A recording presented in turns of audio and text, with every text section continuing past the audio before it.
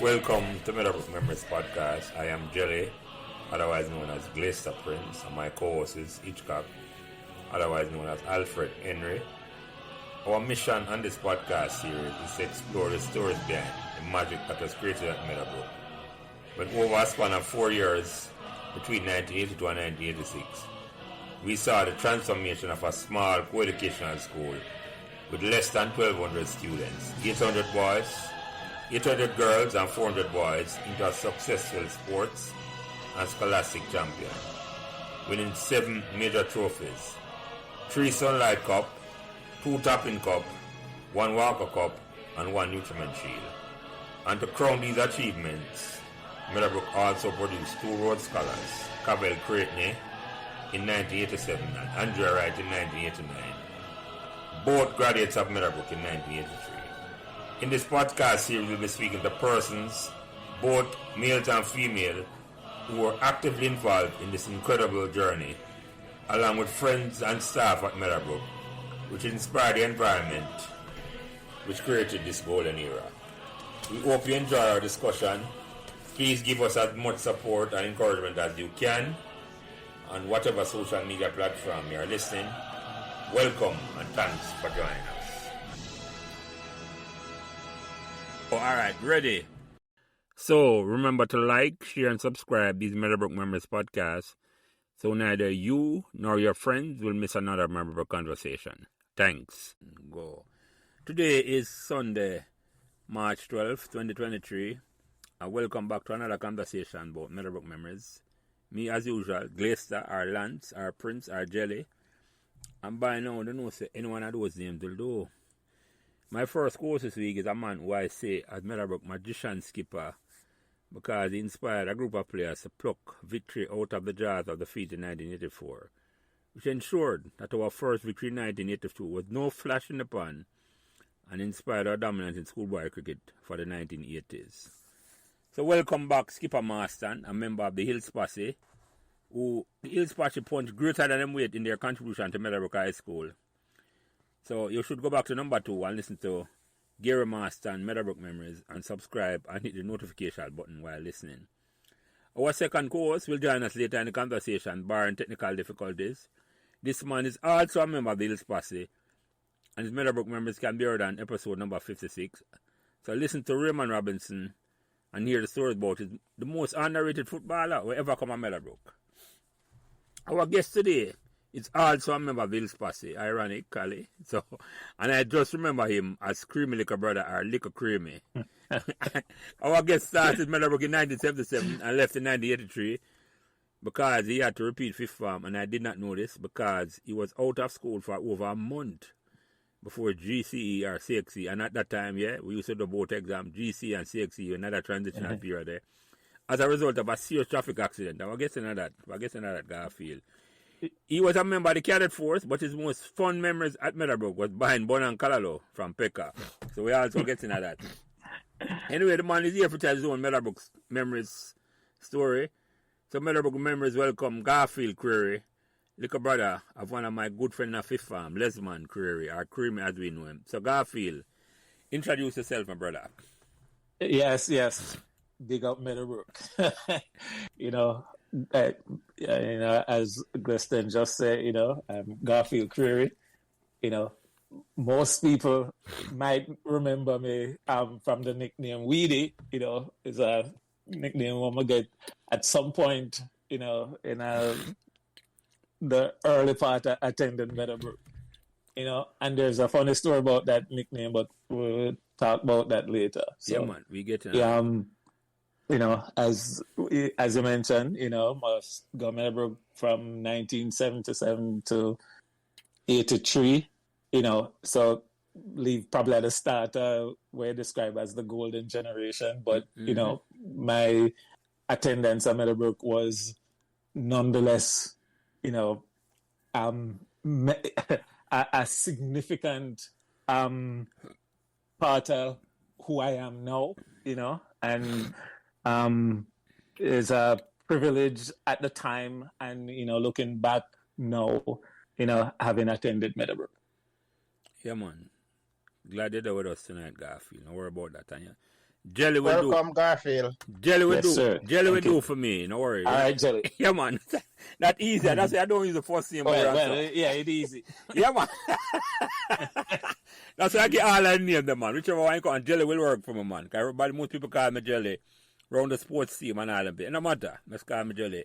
And Marston, right. Introduce yourself back, my brother.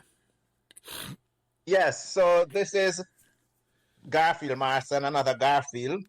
But as Garfield Creary says, he is my senior. So I stole his name. Yeah. So I need no introduction. I think a lot of people has listened to this podcast. I've been here a couple times as co-host with Jelly. Again, it's another privilege, another honor to be here. And I'm really looking forward to this conversation with my counterpart, another Hillsman. We grew up together. We came from the hills to school together. So it's an honor, Garfield, to be here with you again. And as Prince said, I went to Meadowbrook in 1978 and I left in 85. But I'm sure most of you have already listened to my history, so I don't want to take up much more time. I'm excited to hear Garfield's story. So that being said, it's back over to you, Prince. Yeah, man. Thank you, Master. And thank you. And Raymond will join us later on, as I say. Hopefully, we don't have no technical problem. So when Raymond comes, we'll introduce himself quickly and we'll just make the conversation flow anyway. So by now, Garfield, anybody will listen to them conversation before? The first question I always ask, did you choose Meadowbrook or Meadowbrook chose you? Wow. So I listened to a couple of, I had a previous people from Meadowbrook on the podcast and the answer to that question there. And, that's not necessarily a straightforward question. I would say, my choose Meadowbrook, right? Because you know how it goes. You do common entrance, and at the time, you pick two schools. I might have picked Meadowbrook and Calabar. I might have fortunate for pass. End up at Meadowbrook. But once I start going Meadowbrook, you could have seen the difference between going to Meadowbrook and Calabar. So if a Meadowbrook choose me, I'm happy about that choice. Mm-hmm. So I picked the two school then. So what was the difference in terms that I want to start with Meadowbrook? What is the difference between Meadowbrook and Calabar in your mind? Well, the one most obvious thing is no girls. That is so true. Yeah. That was the most obvious thing, But the other part of it was, just, because at the time, I might have another friend, that was going to Calabar at the time, and the man they used to left Calabar and come up at Meadowbrook after school, you know what I'm saying? Mm-hmm. And so just the vibe where you get from them and they, just tell you, say, the environment at Meadowbrook was, was better from that perspective. Are the right choice to make? Are the right choice to school pick you instead of Calabar pick you? Yeah. Yes, sir. Yeah, man. So you never know about Meadowbrook before you start Garfield. You never know about Meadowbrook at all? No, not at all. So even though your brother was there, even though your older brother was there, you never talked to you about Meadowbrook? Or you never... No, so and when I mean for put, family business out there, but, Lesman, went man and my brother through my old man side. Mm. So whenever I lived together, so... I got you. Yeah, man. Whenever I have them kind of conversation, then I'm sure we talk before I start going Meadowbrook. But man, when I show up at Meadowbrook the first morning, man, it was a very intimidating thing to me, man. I gotta tell you right now, having grew up and live up a rock all my whole life. Mm-hmm. Yeah, man. Mm-hmm. So you take common entrance from up there, so because enough of the man them come on and we have no hills, man. Because the hills pass, as I said, point greater than them weight for Meadowbrook and the contribution them give for Meadowbrook. Did you take common entrance up a Rockall, or you have to come off a hill to come back common entrance? No, I'm going to take common entrance up a Rockall, the same school where me and Master go. Well, at the time it was Rockall All-Age School. I think the name changed now, And, at the time, I might have two other people from my class who pass and go Meadowbrook at the same time I did. I would call them out, Garfield. With them two yeah, people. Man. So one of them, Even more. Obviously, there are people who I'm gonna hear from in years forever, but Yvonne Moore and Michael Carr were the other two people. Oh, yeah, Michael Carr, Donovan younger brother. Donovan younger brother, yes. Yeah, and him pass on too. So yeah, God yeah, bless and him pass soul. on. Yeah, I'm not here some more. Yeah. Yes. Yeah. So Yvonne Moore was related to Tony Moore?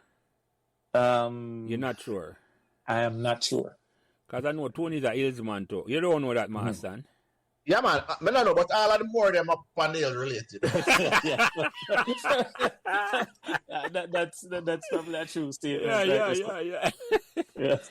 Well, 20 years in my character, yes or no, but yeah. So Yvonne Moore came from, where did Yvonne Moore come from? Red Hills? Red Hills, yeah. Man. Moore. Yeah, man, she related. Because Red Hills 20 come from Marston. Yeah, so chances are them related. Yeah.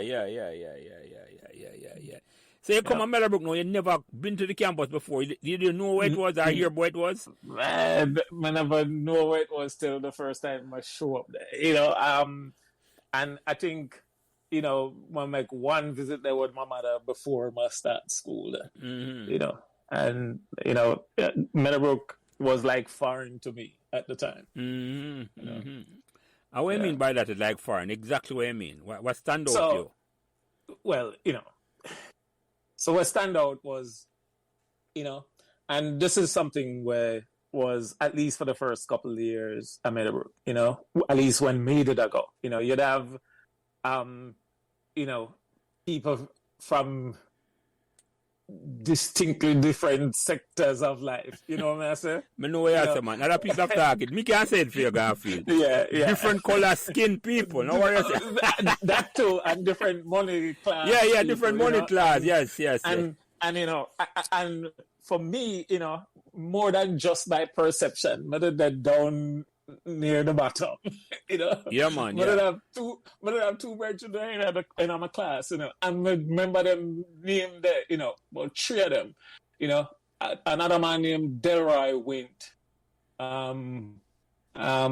Remember that man there, because the man that did come from Jungler, Rima, one of the places where we would hear about at the time, and the man they usually talk about, a crawl, pangrong with gunshot of fire and them thing that, then that the thing I back from the 70s and 80s, when all the political violence, and so, from that perspective, I look at the man and I say, man, good thing I come from Rockall, but other than that, from a socio-economic standpoint, Meadowbrook was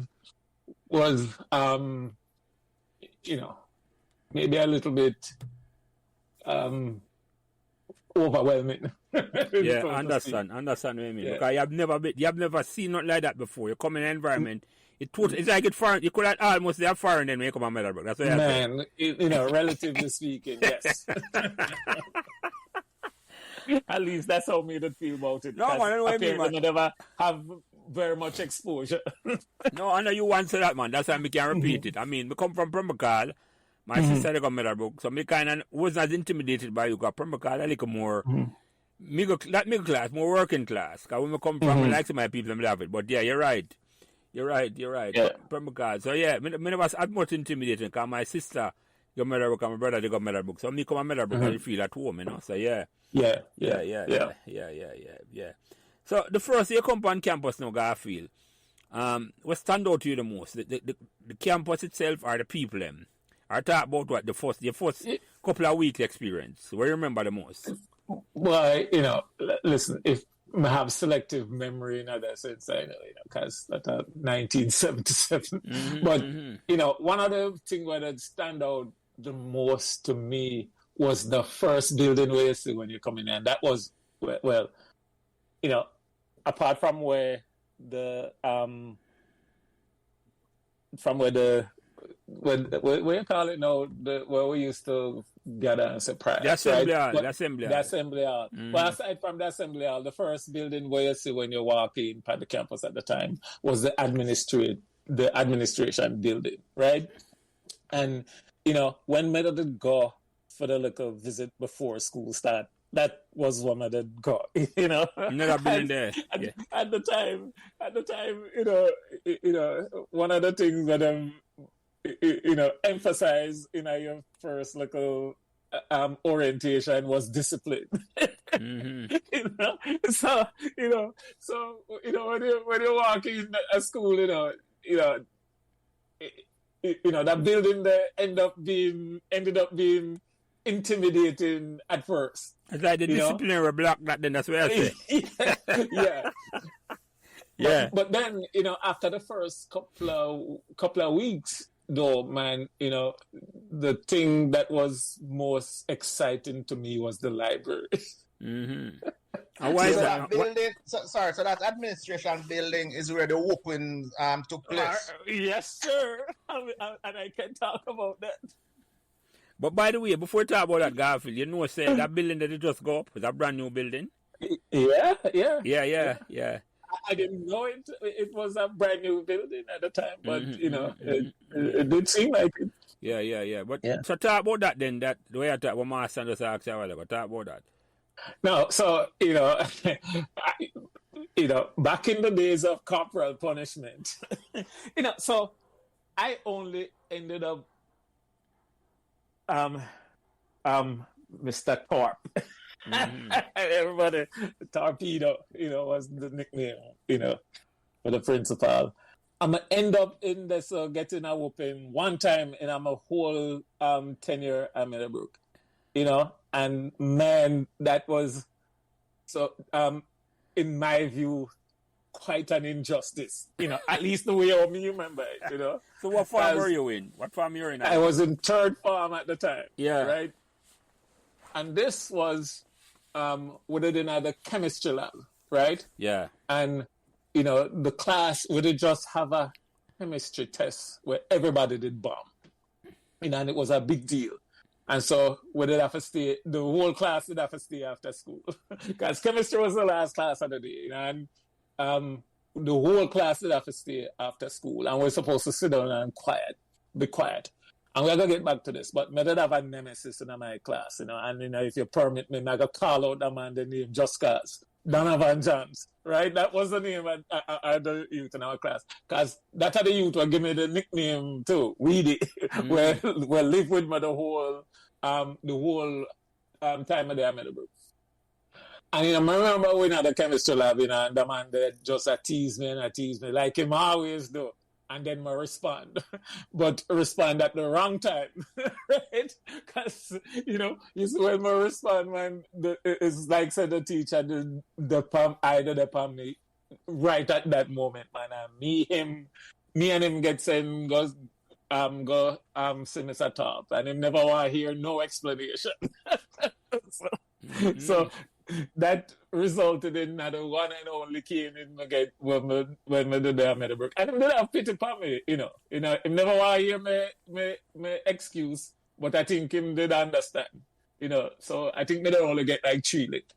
Mm-hmm. Yeah, man. Yeah, so talk about the nickname a little bit, Garfield. Where you get that nickname then? It sound like you like it at all. Yeah, well, so I'm going to tell you something. You have some life experience, where you have some experiences where you only learn from long after the fact. I'm not going to tell you what may you learn from the nickname there before I tell you how I get it. And something will take me through the rest of my life, even to today, in a different sense, right? Because I hated that nickname. And the more I respond to an object to that nickname there, the more I make it stick to me. At some point, even my family started calling me that nickname. But what I learned after that, is you have certain things where you ignore, and if you ignore them, you just seal yourself from it. Because after that in our life, other people try give me a nickname, and I just ignore them, and you just not buy into it. Or fuel it and, or better still, Garfield, you do like when you embrace it. Or you embrace it. Yeah, man, you take it over, man, you just own it. But so I'm going to tell you why I get that nickname there, and why I hate that nickname there. Yeah. So, when I go to Meadowbrook, my item did always red. right? You know, and there's a reason for that, you know, because back then, you know, we were poor, you know, and we used to go, you know, go get dry wood for make fire, and we have to light wood fire, our coal stove and them thing there. You know, and you can imagine, you know, up close, a light fire and a blow, and a blow for catch fire, you know. And so that was part of my daily existence, you know. And so because of all of that and the smoke, you know, my eye them always red. Them not red no more now. You know, that's long in the past, you know. And so that was the thing where you know, certain man, you know, say, yeah, man, you look like you smoke weed. Yeah, little weed. You know, Yeah. that's stick. That's what I mean. But here's why I did hate that name. Because if my parents them did against one thing, it was that. Yeah. It was that, yeah, it was you smoking, much like smoking weed, you know? And so, you know, my parents did take that standpoint, they, you know, say that had the thing where, probably that had the thing where they would have kick you out of them out. So, you know? And so you see the dichotomy where I did have this, all right? Yeah, so, yeah, man, I did hate that name there.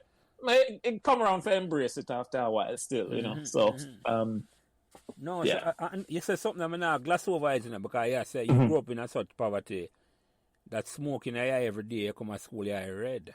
And more you talk about that a little, you know, Garfield, because more man understands the man that come to Meadowbrook live in a real poverty when they come to Meadowbrook in the 70s, because a lot of people don't know that, you know. You follow me? I said, more you talk about it as much as you're comfortable to talk about, more you talk about it. No. I talk about it because, and I'll preface it by saying this. You know, back when I got Meadowbrook, I wouldn't talk about even what I just tell you about. You know, just for the thing what I did say early when I start Meadowbrook and, you know, when I feel like what did up on the socio-economic ladder. You know, so I grew up Rockall. Rockall, you know, is like country adjacent. You know, Rockall a country in a town. A country in a town. Rockall a country. They're close enough to town for you to get to town very quickly. But, you know, so how me did grow up in the 70s, it was country, you know. And, you know, and Master know some of them things because him did have some of them same experiences. My woman did raise cow and goat and pig and all of them things there, you know. And you did as youth, you know, the meal, you know, me and my brother those were your responsibilities, you know.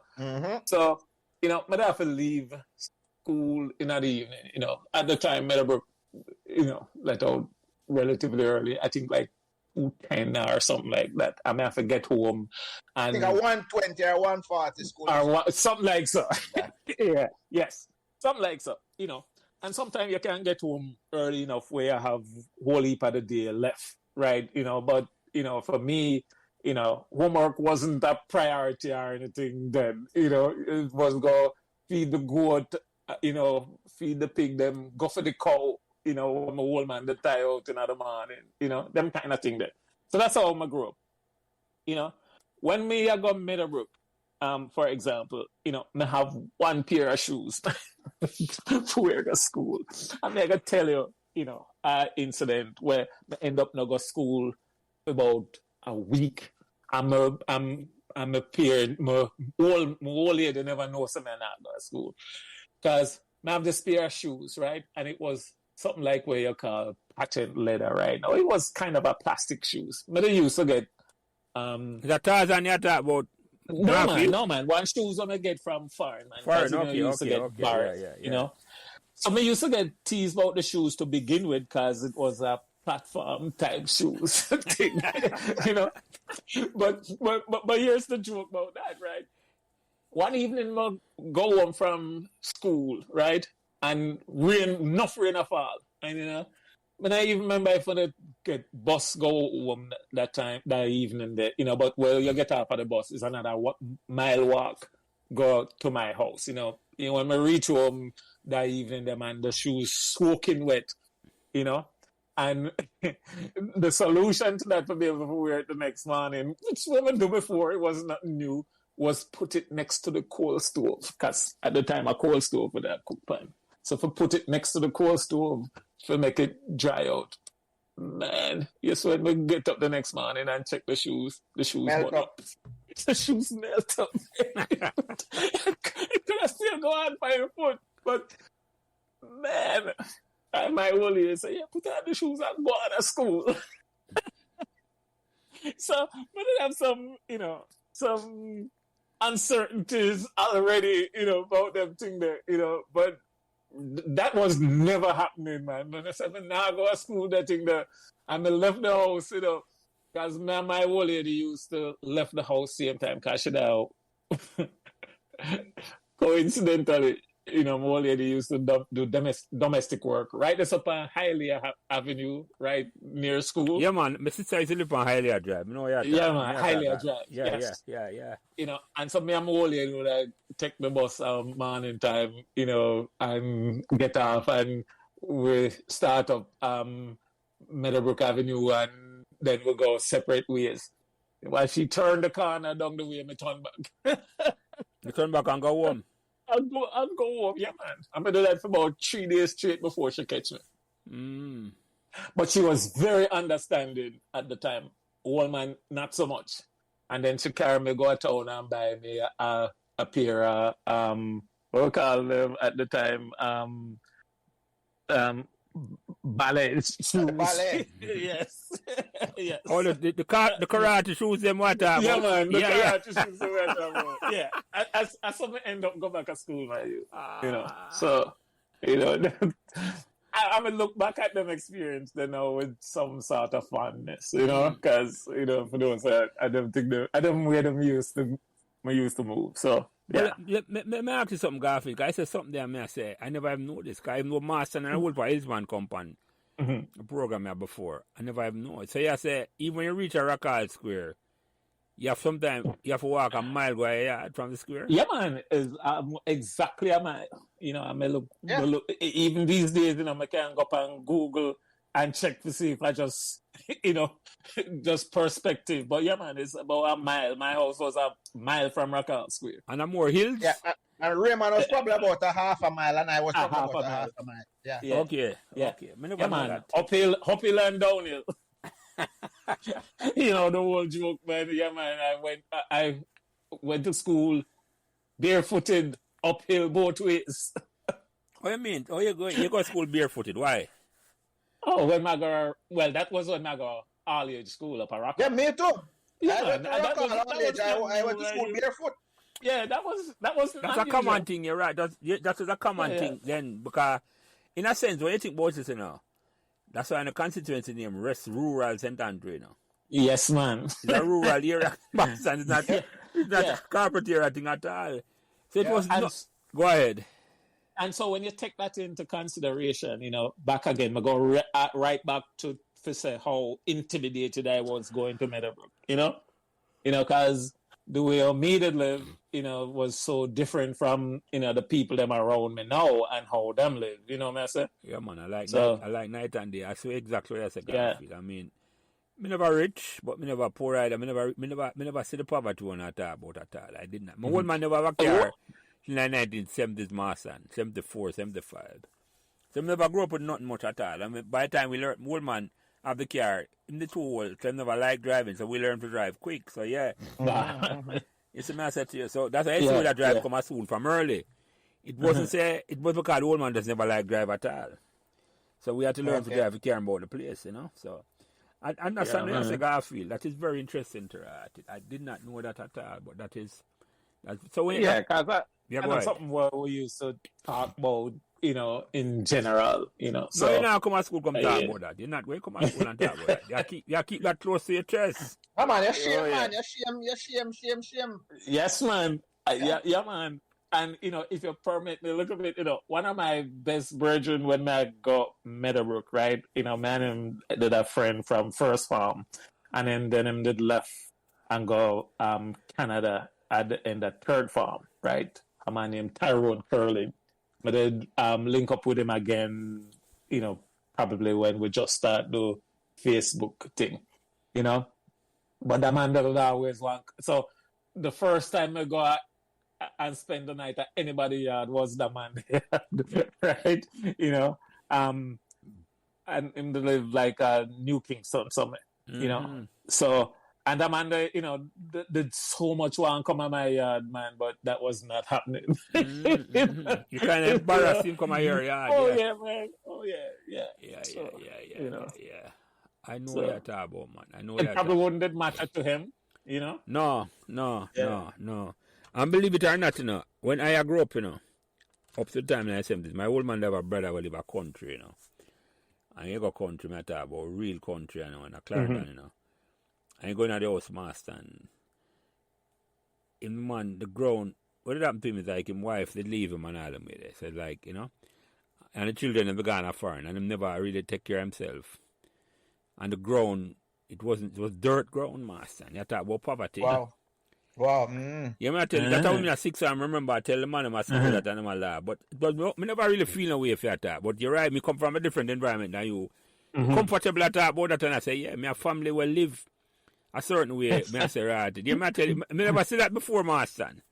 Right. Me go deep in the woods of Hanover, my mother come from, and that them have them house, and the hot house, and all them with it. So me used to them things, but the dirt floor, I never see it. And I haven't seen it since. Because I say, right, but yeah. So I kind of expose to certain things, man. I kind of expose to them, level up. Never live it, master. But and that's the difference, you know. You say, if you live it, no, man, that's different. And you know, kids can be cruel. Yeah, man, right. No, man, that's the worst thing that, man. Yeah, man, if some of them people at Meadowbrook know some of our life story and knew it back then, oh, man. Yeah, man. I don't know. Some of people have to stop from our school. Yeah, man. You're right, because at that age, you know, we're the most cruel to each other, you know. Yes. Yeah, man. And no matter which sex, you know, girls and boys, they're vicious to each other, man. No, me understand. Yes. I understand. So you come in an environment, you know, it's like a foreign to you, Garfield. It's like a foreign to art. It's so good. Yeah, good. But again, you know, there was that part of it, but man, you know, Meadowbrook was eye-opening in a lot of ways for me, you know, and we talk about when I do at Meadowbrook, you know, the one notable thing, you know, from a extracurricular activity was cadet, you know. I'm gonna do that I think for 3 years, you know, and believe it or not, that experience served me later on in my life when I spent some time in the military here, you know, after I just come here. So, you know, that attention to detail, you know, because, you know, cadet, it was fun, a lot of it, you know, but it was rigorous, you know, because them did that try and mold you into something at the time, you know, and young people then and today, you know, respond different ways to them thing. I did love it, you know, because may all dress up in my uniform when I'm there in my yard, just fit, you know. So that experience was a good experience for me, you know. Meadowbrook, when I just started, got it right. The biggest thing for me about Meadowbrook was the library, man. You know, I get all teased for that because I spend so much time at the library. Because reading, man, more than I read any and everything I could have find. You know, I have end up with so much useless knowledge. Well, useless at the time, you know, but you know, it made sense to me then, you know, and you know, it was a significant factor to me later on. So what on Garfield, what inspired you for want to read so much? Because I'm like that too, you know, but I never love the library in Meadowbrook. When I get a little older and worse these days, you know, the library up on your phone. I read and listen. Yeah, go ahead. The library, right? So I used to, even before I started going to Meadowbrook, right? When I was there at Rock Hall, you know, more later used to allow me and my sister to take the bus on Saturday, go to Red Hills, go to the library, because Rock Hall never have no library, right? And one of the things what them did have in the library, Red Hills, right, was Popular Science and Popular Mechanics magazine. You know, I'm an engineer, been an engineer for 20-something years now, right? But I don't know some I want to be an engineer from when I start going to, you know? And the library is where I find that information there, you know, because I go, and so when I start going to Meadowbrook, you know, that information that was there at the library radios was there at the library at Meadowbrook, but like tenfold, And so, I was voracious in the search of knowledge, So I must spend at one point, man, I spend every minute of my free time in the library, Mm-hmm. And so, even the encyclopedia, my mother pick the encyclopedia and roll it to one topic and read through that. But, I had, even long before that, been a voracious reader. So, that's one of the things I'm going to get out of Meadowbrook. You're a man after my own heart, Garfield. But I didn't pick up. I love reading, but it was a cricket book I read early on. I never fall in love with the library like you. I since we come up foreigner, we fall in love with the library because the foreign library, them, I just say no. I've hold it more information. You get anything where you want. Because I never go library like how you go a rocker. The library bus usually come up from Bacall. But we never go to the library. And then when we talk to Colin Channa, Channa said, he used to love the library for a different reason than you. You're the reason why I love the library now. When because the girls have you sang out. That's one reason, but what him say, the library have air condition. Oh. I know Jamaica hot Boston. So anyway, I spend time with it. Well, I'm not thinking that have air conditioning when I go there. No, maybe a Tom Redcom library matter, man. The one, the big library, the biggest library in Jamaica, the one by the stadium. That's where my mother used to work, So I used to read a lot too, I used to get the boys by the half a dozen. Man. You see, all the soccer magazine, them when them come from England back in them time there.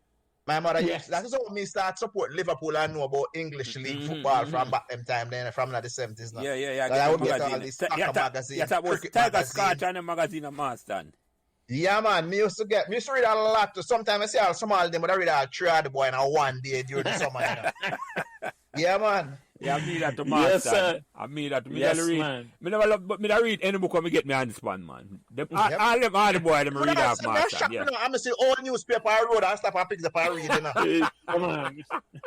Yeah, man. Seriously. Yeah, the three will come at one. That's how the first time me know about Muhammad Ali. I shot them send me a our old star.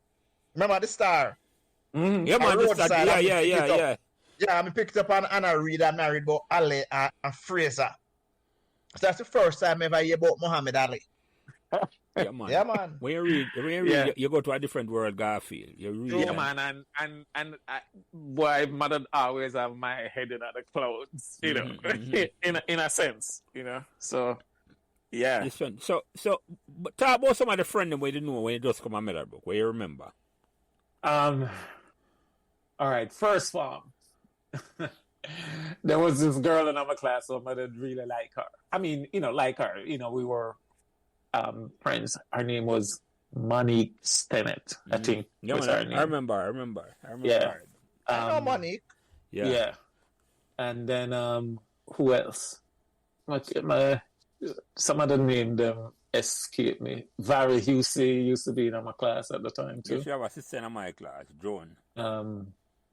Let me ask a question. You mentioned Monique, right? Did she repeat first one? No, because men are doing the same farm up to third farm. But I remember, I almost sure men are end up in a farm at some point in time, but you are here ahead of me. That's what I was asking. Men are end up in a farm at some point in time. Yeah, maybe she should repeat like me. Yeah, but... okay. Yeah. Maybe fifth farm. Yeah. Men are end up in a farm somewhere along the line. Yeah. Because, as you mentioned earlier, I did repeat fifth farm, because of misfortune. Yeah, we'll get into that because I want to talk about that too. Let's talk about that. So, what you know? What some of their students, not just your crush alone, they talk about your crush. Well, I mentioned a couple of names already. So later on, right? Well, all right. So I have two youth in my class. I remember them specifically. They were brothers, but them didn't look any different. The Warburton brothers, but I don't know if you know them. Christopher Warburton and Michael Warburton. So the two of them in my class. I don't remember that. Michael, them used to call him Conga because him did muscular and thick, you know. And then, you know, Christopher used to play football. Okay. But Master, you talk about, you know, them the other man them were my first learn about English League soccer from, you know, because them man they used to have the magazine, you know, and Kanga used to draw, you know, it was a budding artist at the time, you know, and when draw was soccer player, you know, and you know, scenery and them thing there from football, you know. Okay. So, yeah. So remember them two man there, you know, but they end up in a trouble with them two man there too, actually, you know, because them did lend me one tape recorder one time, you know, and it did end up get damaged, and you know, there was some problem in returning it to them, you know. So and tape recorder, Garfield, you have to explain to the people, you know, it's like, it's a much tape recorder we used to play recording from, and not like these days. You get a recording on your phone. All I know, one cassette recorder. That's it, exactly. Cassette recorder. What? The Walkman? No, not even a Walkman. Not the Walkman, Walkman never come out. The one that look like a.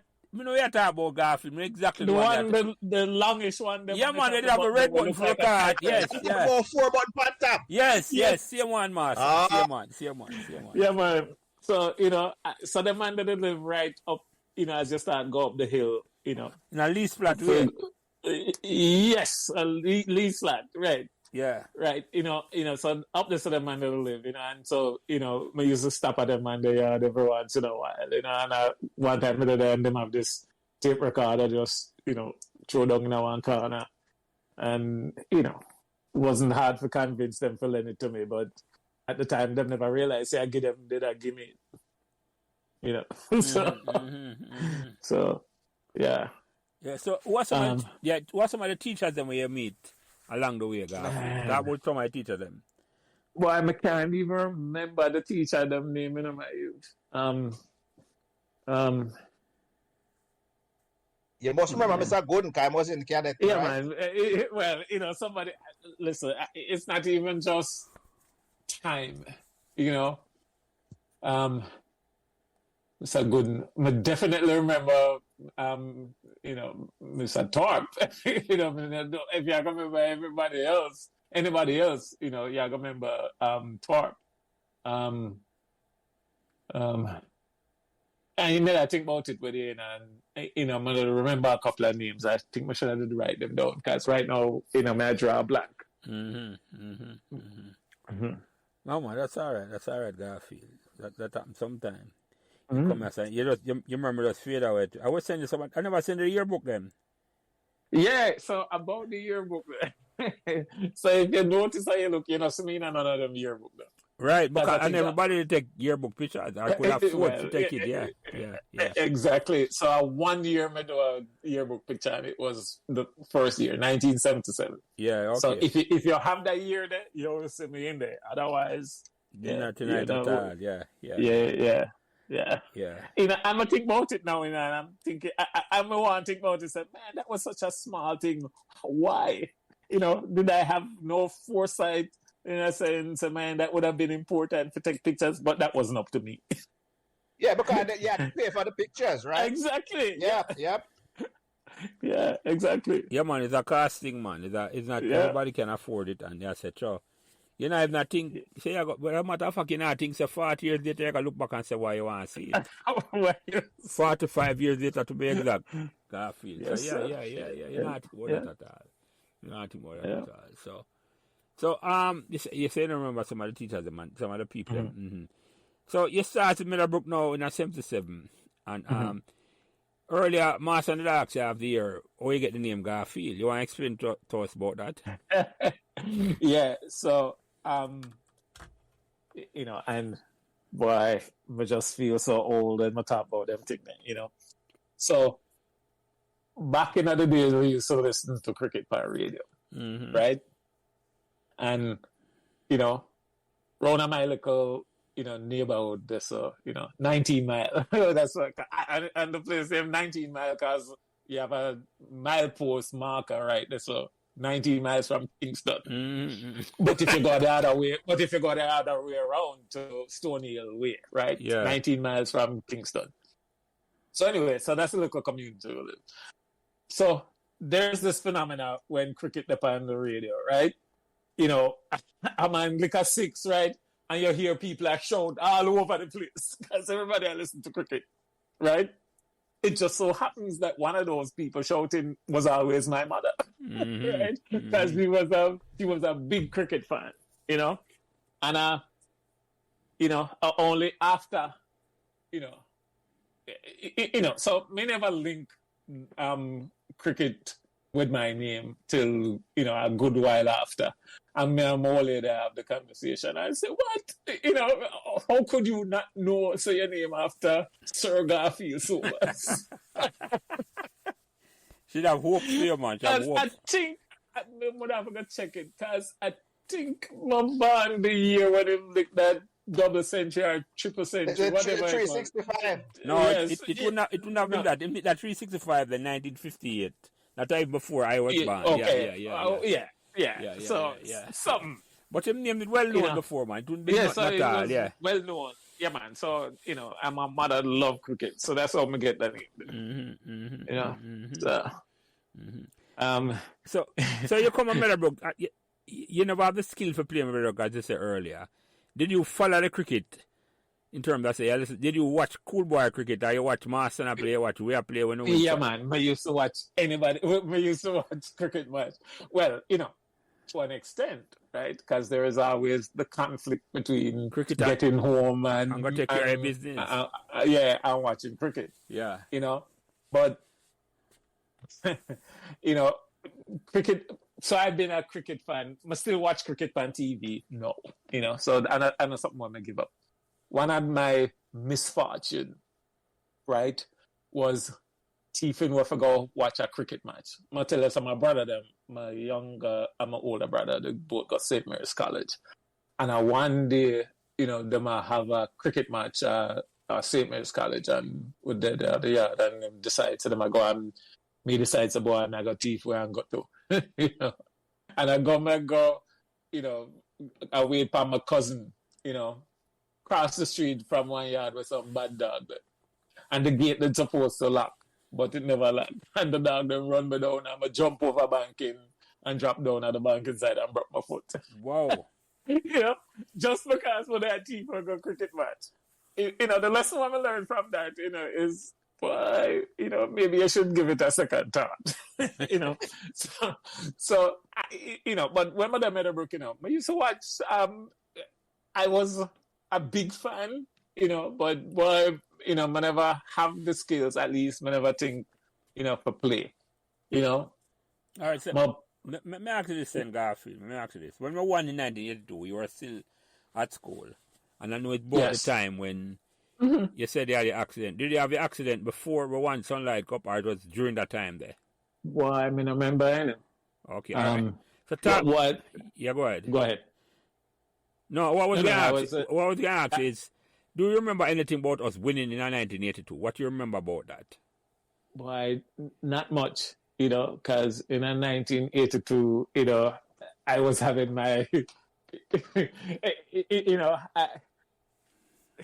I was self-centered at the time, for the reasons we talked about earlier. I mean, I really have that much memory of it, in terms of celebration and all of that. Yeah, I remember when we did win Sunlight Cup, but, just, and when I mean it in a way, it wasn't the most important thing that was happening to me at the time. No, man, I understand that. Yeah. But when I actually say you was a cricket fan, and you are a cricket fan still. Yes. I mean, I wonder if it was a significant part at the time in your life, and I say, because other things that go on in your life. Because I talk about that then, at the time, and that more significant. You were prepared for your exam, and you had a serious accident. Talk about that. Right, so this was 1982, right? And what did I... So, exam at the time was June, I think. Yeah, June, end of May. Yeah, normally May, June, late May, early June. Yeah, and this was March, when I get licked down by one bike. Yeah, right? right outside of my gate up at Rackham, you know. And again, it was doing something where, boy, as a youth, you do and not think about consequences because, I shop them send me, I want trucker pass and I run across the street for go hop the truck. I never see the bike come, That's a common thing up for people living at the yeah, man. For hop truck, yeah. Yeah, Hop truck and bus. Yeah, man. yeah. And get licked down by one bike, right?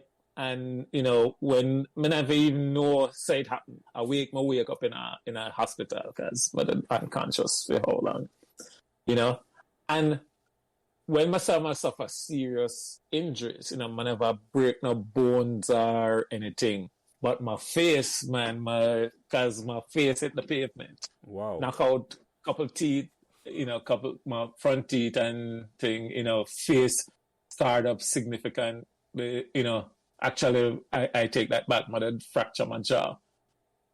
End up drink out a straw for like about 2-3 weeks. Them kind of way there. And then even after recovering from that, it took a lot for me to go back to school with the scarring from my face and everything that. And so by the time, between the accident and going back to school, I had lose almost 2 months, so I'm back to school now, missing a tooth, and all of the nicknames and, things will come with that, and just try to get ready for exam again. And I end up actually sit the exam then, but boy, that missing time there, took a toll. I think I did only pass English and English, technical drawing, and geography. I did only pass out of the 8 subject that I take. No, listen, and so let me say this here before we go no further, Garfield. When you go through this, in a 5th form, 2 months before the exam, it's about the time when that's why there's not going to have no memory of the cricket at all. None at all, Marson. April, May. Yeah. I went in the semi-final and the final play. The final was May 5th, Garfield. You're in the hospital. Oh, yeah. Yes, so by the time you come back in, I'm going to tell you, the significance of what you talk about the injury, if you look at your face, you probably still feel the effect of it years later, same way. And don't put down yourself in a way you say only pass 2 or 3 subjects. No, I'm going to tell you why I said that. When me take O-level in a 77, 78 or 78, remember what year? When I'm in a 5th form like you, only 2 subjects me pass 2. And I never got through a traumatic experience like you. I just distracted. I play cricket and I watch girls. You follow me? I said to you, so. Yeah. But Garfield, and piggyback on what Angela said there, to even come back to school in those circumstances, right, Master, took a lot of courage. Yeah. That was a lot of courage to come with the scarring and you say you're missing the teeth and knowing all kids disgusting and things. That in itself took massive courage to show up back to school. And for come take the exam, Master, and pass. Yeah, come sit the exams, yeah. Nah, man. Yeah. You trust me. Yeah, go so ahead. I say that in the context, right? Because, so I was, I'm master and we did the one class. So I was, and if I may say it myself, I was always the smart kid, right? Because I'm not a youth in the community where everybody say, oh man, they're going to be a doctor, that kind of thing, So there was, like my old lady that have a lot of expectation for me, And so it's in that breath where, all me talk about what happened and where in my mind, the perceived impact of that, So that's how that did work out. So No, Garfield. That's a big and story. then Yeah, and then of course, there was stigma attached to repeating too, right? Because you're not gonna tell everybody make any comments about it, the whole situation about why you repeat. As a matter of fact, I tell you this, I wouldn't even tell people how I end up in an accident. I'm gonna tell them I'm gonna drop off a bicycle. Mm-hmm. Yeah, that is a story of recovery and courage, Garfield. That I'm glad you come tell that story there, because, as Master correctly say, if you even come back at school before the school term done and come take exam and pass 3 subjects, you deserve a special award for that. And I tell you, my brother, that's why, Master, you see what I talk about the hills people and punch greater than them weight. This man has a certain resilience about them. Yeah. Yes. Yeah. I guess that's a good way to put it. Yeah. And but if I'm honest, right, I'm only I'm comfortable now in talking about my life, how it used to be then, mostly because of where I'm at now, and the successes that I've had, So, that have a lot to do with it.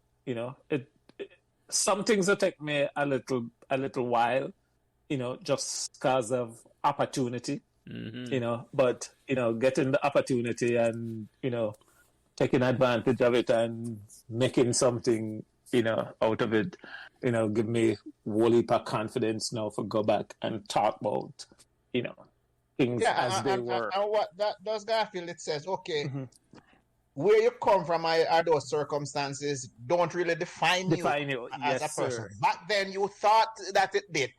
Yes. But then having gone through life, and to your point, having had the successes and all that, you realize it's just a matter of opportunity. Mm-hmm. And those circumstances really don't define you. Mm-hmm. Yes, sir. I agree. Mm-hmm.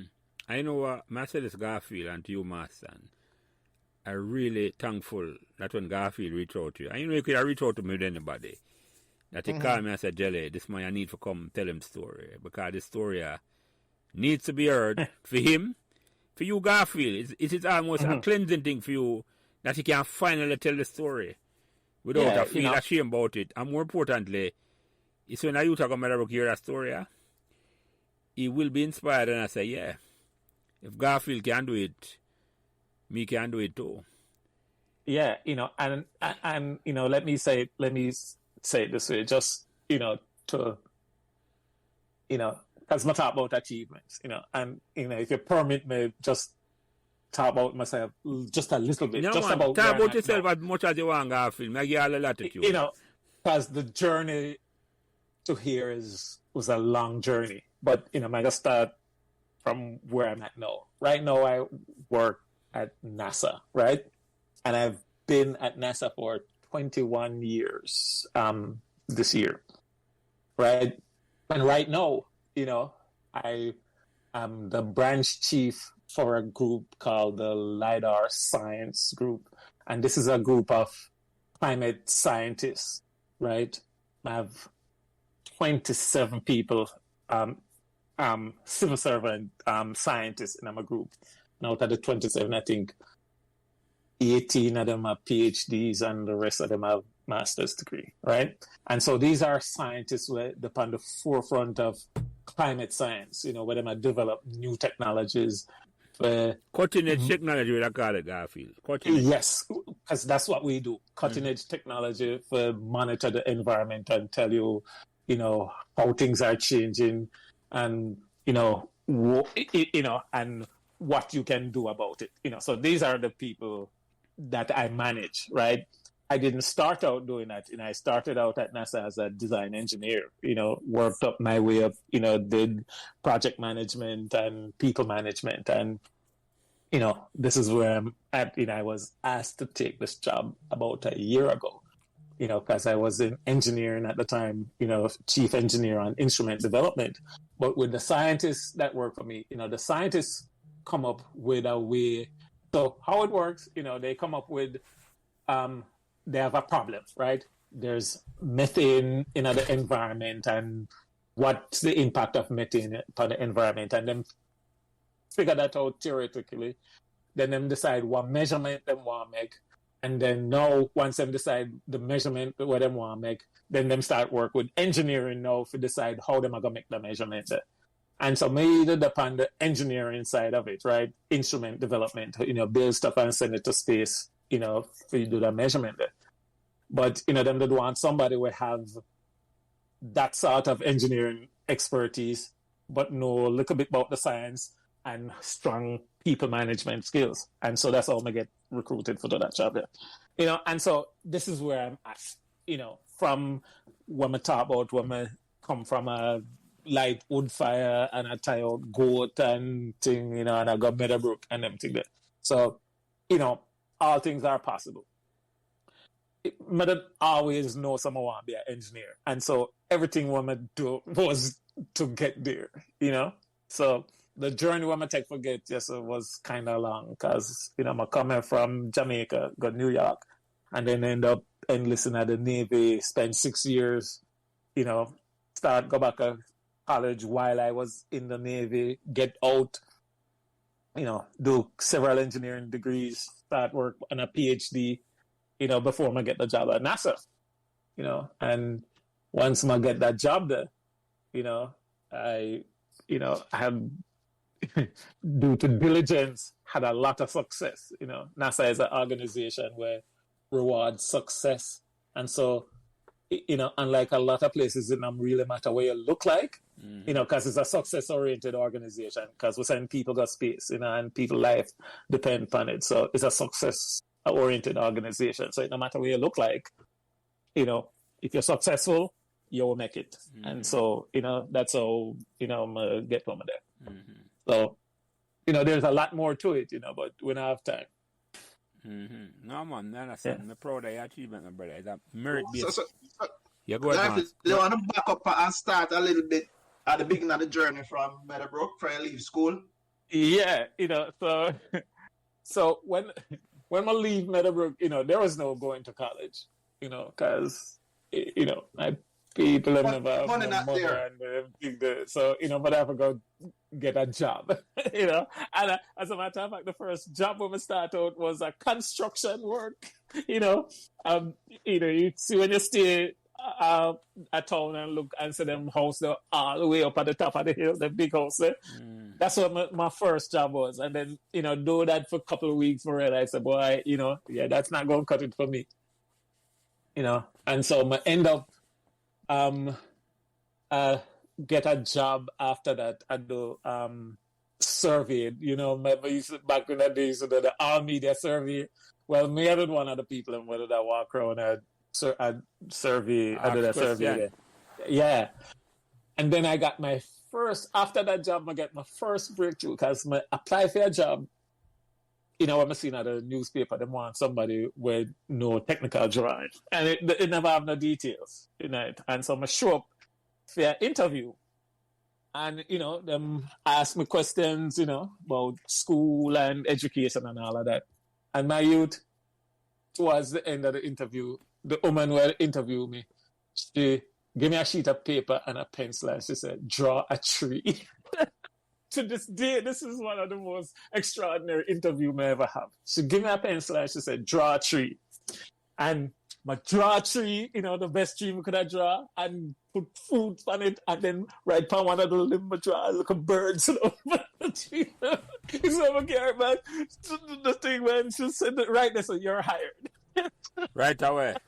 Yeah, but that wasn't the most extraordinary thing about it. The most extraordinary thing about it is this job was a job for the AutoCAD. This was 1988, right?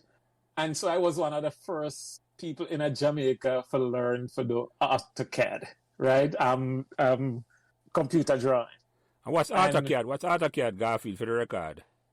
AutoCAD is a computer drawing software where computer assisted drawing. Okay. Yes. And hold on, Garfield, before we go no further, welcome Raymond to the conversation. Raymond, you here with? Raymond. Take your mic off mute, Raymond. I don't know if Yeah, Yeah, man. I can't hear you. Yeah, man, I good. can't hear Well, you. Sorry about the delay. Go ahead. no, man, you're man. good, man. You're good. Garfield, I go through him journey from, but yeah, go ahead, Garfield, yeah. Yeah, so that job, right? So what I'm doing, them hire 5 people who got through a training course, and at the end of the course, only me and one other person left, and them hired the 2 of us. And so we're the 2 of the first people at Jamaica to learn AutoCAD, right?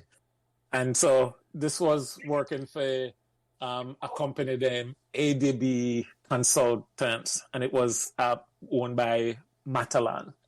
So you see all of them first development over Portmore, and me draw them things. Okay. I still have over the years keep some of the copy of them drawings that were make way back then. One heap of them did get destroyed flooding, but I still have some of them drawings. So you have that skill before the day you get a job? I learned it on the job. Now man, learn it on the job. Learn it on the job. And I became very proficient at it. And then after my work, for a year, I tell them, so listen, man, I still have this goal of being an engineer, so I left. And because I did save up some money by then, and I enroll in a cast. And so I'm going to start the cast. Right? And for the record, Garfield, you have to tell the people my cast is. Cast is what is now called UTEC. Yeah, man, we have to make sure brand it the right way. Yeah. Back then it was the College of Arts, Science and Technology. Yeah, I think it's called now University of Technology. Yeah, I went there to Garfield. I went there for a couple of years. So I know exactly. I said I want you to clarify that. Yeah. Yes, right. sir. Yeah. So did I went there also. See? I never know that man. You used to go cast too? Yeah, I have to work. And go class at night time. Yeah. Hey, so that's the part where I get to, So, so I'm in this job, right? And while I do this job, right, I work for that company there. The company owned by a couple of people, Matalan and then this independent architect, right? And so I'm start to some side work for the architect there, right? And, may I go school? So by this time, though, may I go school a cast, but them still want me to work for them. And, I couldn't get from Cass, to West King's House Road, traffic tech bus and thing. So the man them start sending people to come pick me up. Them value I will leave Garfield. Valuable. Yeah. Yes, so that's how good I was, Yeah. And then, boy, after close to the end of first year at Cass, unfortunately, my old lady passed away. Oh, I was going to ask you about her now, but go ahead. Yeah, she passed away, and, but I'd still, do top first year in a cast and get some scholarship. I'd get the Jamaica Flour Mill scholarship and them thing that I year there. And then, after the whole year, my old man did that in New York but at this time, long before that, and then I try to get my to come up. I never want to go, but after the whole year, that's how I end up, migrating to New York. And then, boy, New York was just not my place, And so I get out of the quickest way I could. And that was the military. So, yeah. No, that is very, very impressive, Garfield. And for the record, you say your first job after I leave high school at Jamaica was a construction job. My first job up here. My first job when I come a foreign was a construction job for about a week. Mine was working for a factory floor. Yeah. Brooklyn. Me do all of that, man. Any job where you want to think about, you can ask me and I can tell you about a foreign or Jamaica. Everything me do. So yeah. Yeah, man. Yeah. Very impressive. Nothing is wrong with good, honest work still, You know what I mean? No, but that's why I said, Raymond, because, no, man, I only know this. I don't know if Garfield look like remember, but Master and certainly will. So, me used to have the minibus on the road. I drive on all the way. So, yeah. Remember that. Yo, you see, until you say that, but just never make the link. Yeah, man. No, Yeah, but man. never make the link, you know. Jelly, we did about 37 years, I go to the Meadowbrook Estate. Yeah, man. Yeah, man. Yeah, the Mazda Yeah, bus, man. the white Mazda bus. Yeah, man. I remember it, Yeah, man. Yeah, man. yeah, man. But never make the link, you know, until you said it. And the bus say, I've a famous cricket trip, master, and we talk about a whole heap. So, yeah. Yeah. Dirk and Devon McDonald. I'm stealing at the coal. Yeah. A cool ground was a bed. Yeah. Yeah.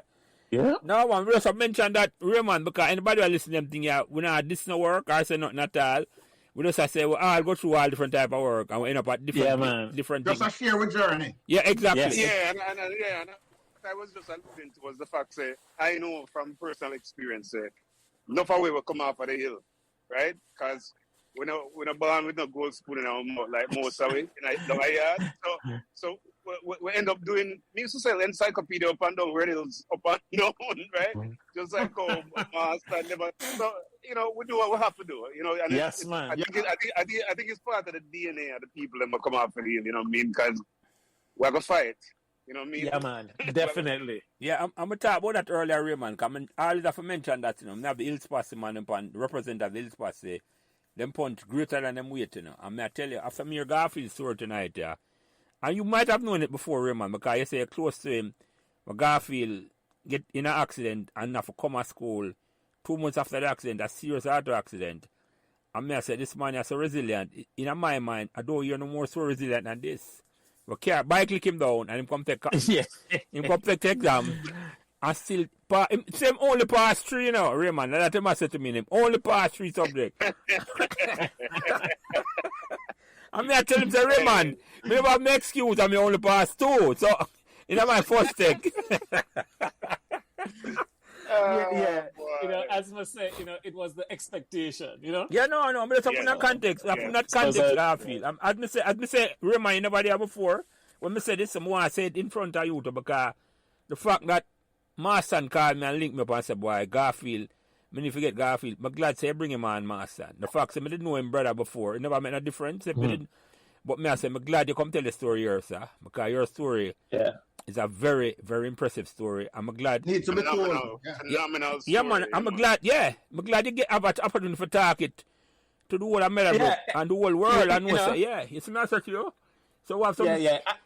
I am happy for the chance, you know, because, you know, hopefully some people will actually go to Meadowbrook with and them remember me, you know, hear this. Them are going to hear this. No, them are going to hear this. Them going to hear this. Them will hear this. Trust me. You know, they might have known me, but not really known me. Them don't know. No, them don't know. It's like them say, where is he now? And them are going to hear say, yeah, them know where they are now. When them hear them story, I got feel. So, very, very impressive. Well, I want to just interject and say, I'm going to miss a bunch of the first part of the conversation, but you see that little crew that we used to have?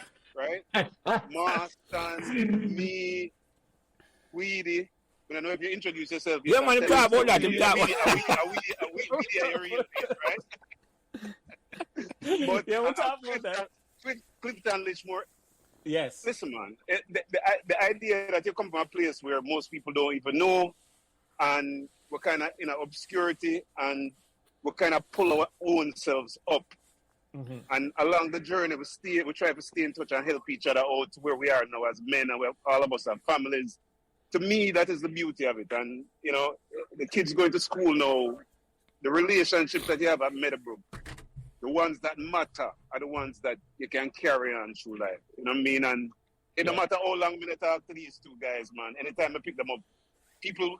They're in a restaurant, I'm going to call Weedy, and the people in pick for crazy, appear laughing. Right? Yeah, and then it was an hour-long conversation. A 1 hour conversation.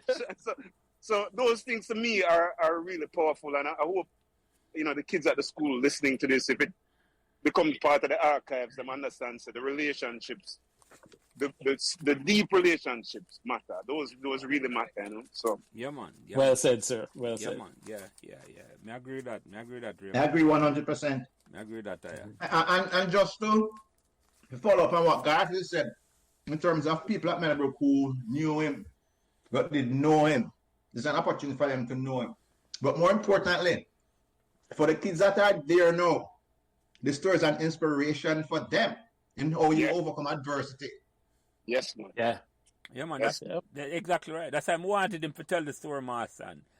Even though it's a story after Meadowbrook, it's important that you tell that story there. You follow me? I said to you, but a Meadowbrook member is his name, but you are a Meadowbrook member, my brother, because you epitomize the resilience more than a lot of people. And when you reach in your life, you know, trust me. Trust me, man. A man where I come from, it's like them I whoop them out and I say, really, I him that? And that's what I say now. Yeah. That man, I was saying the Miriam story and I said, I really him that? I said, creamy little brother. That's enough, man.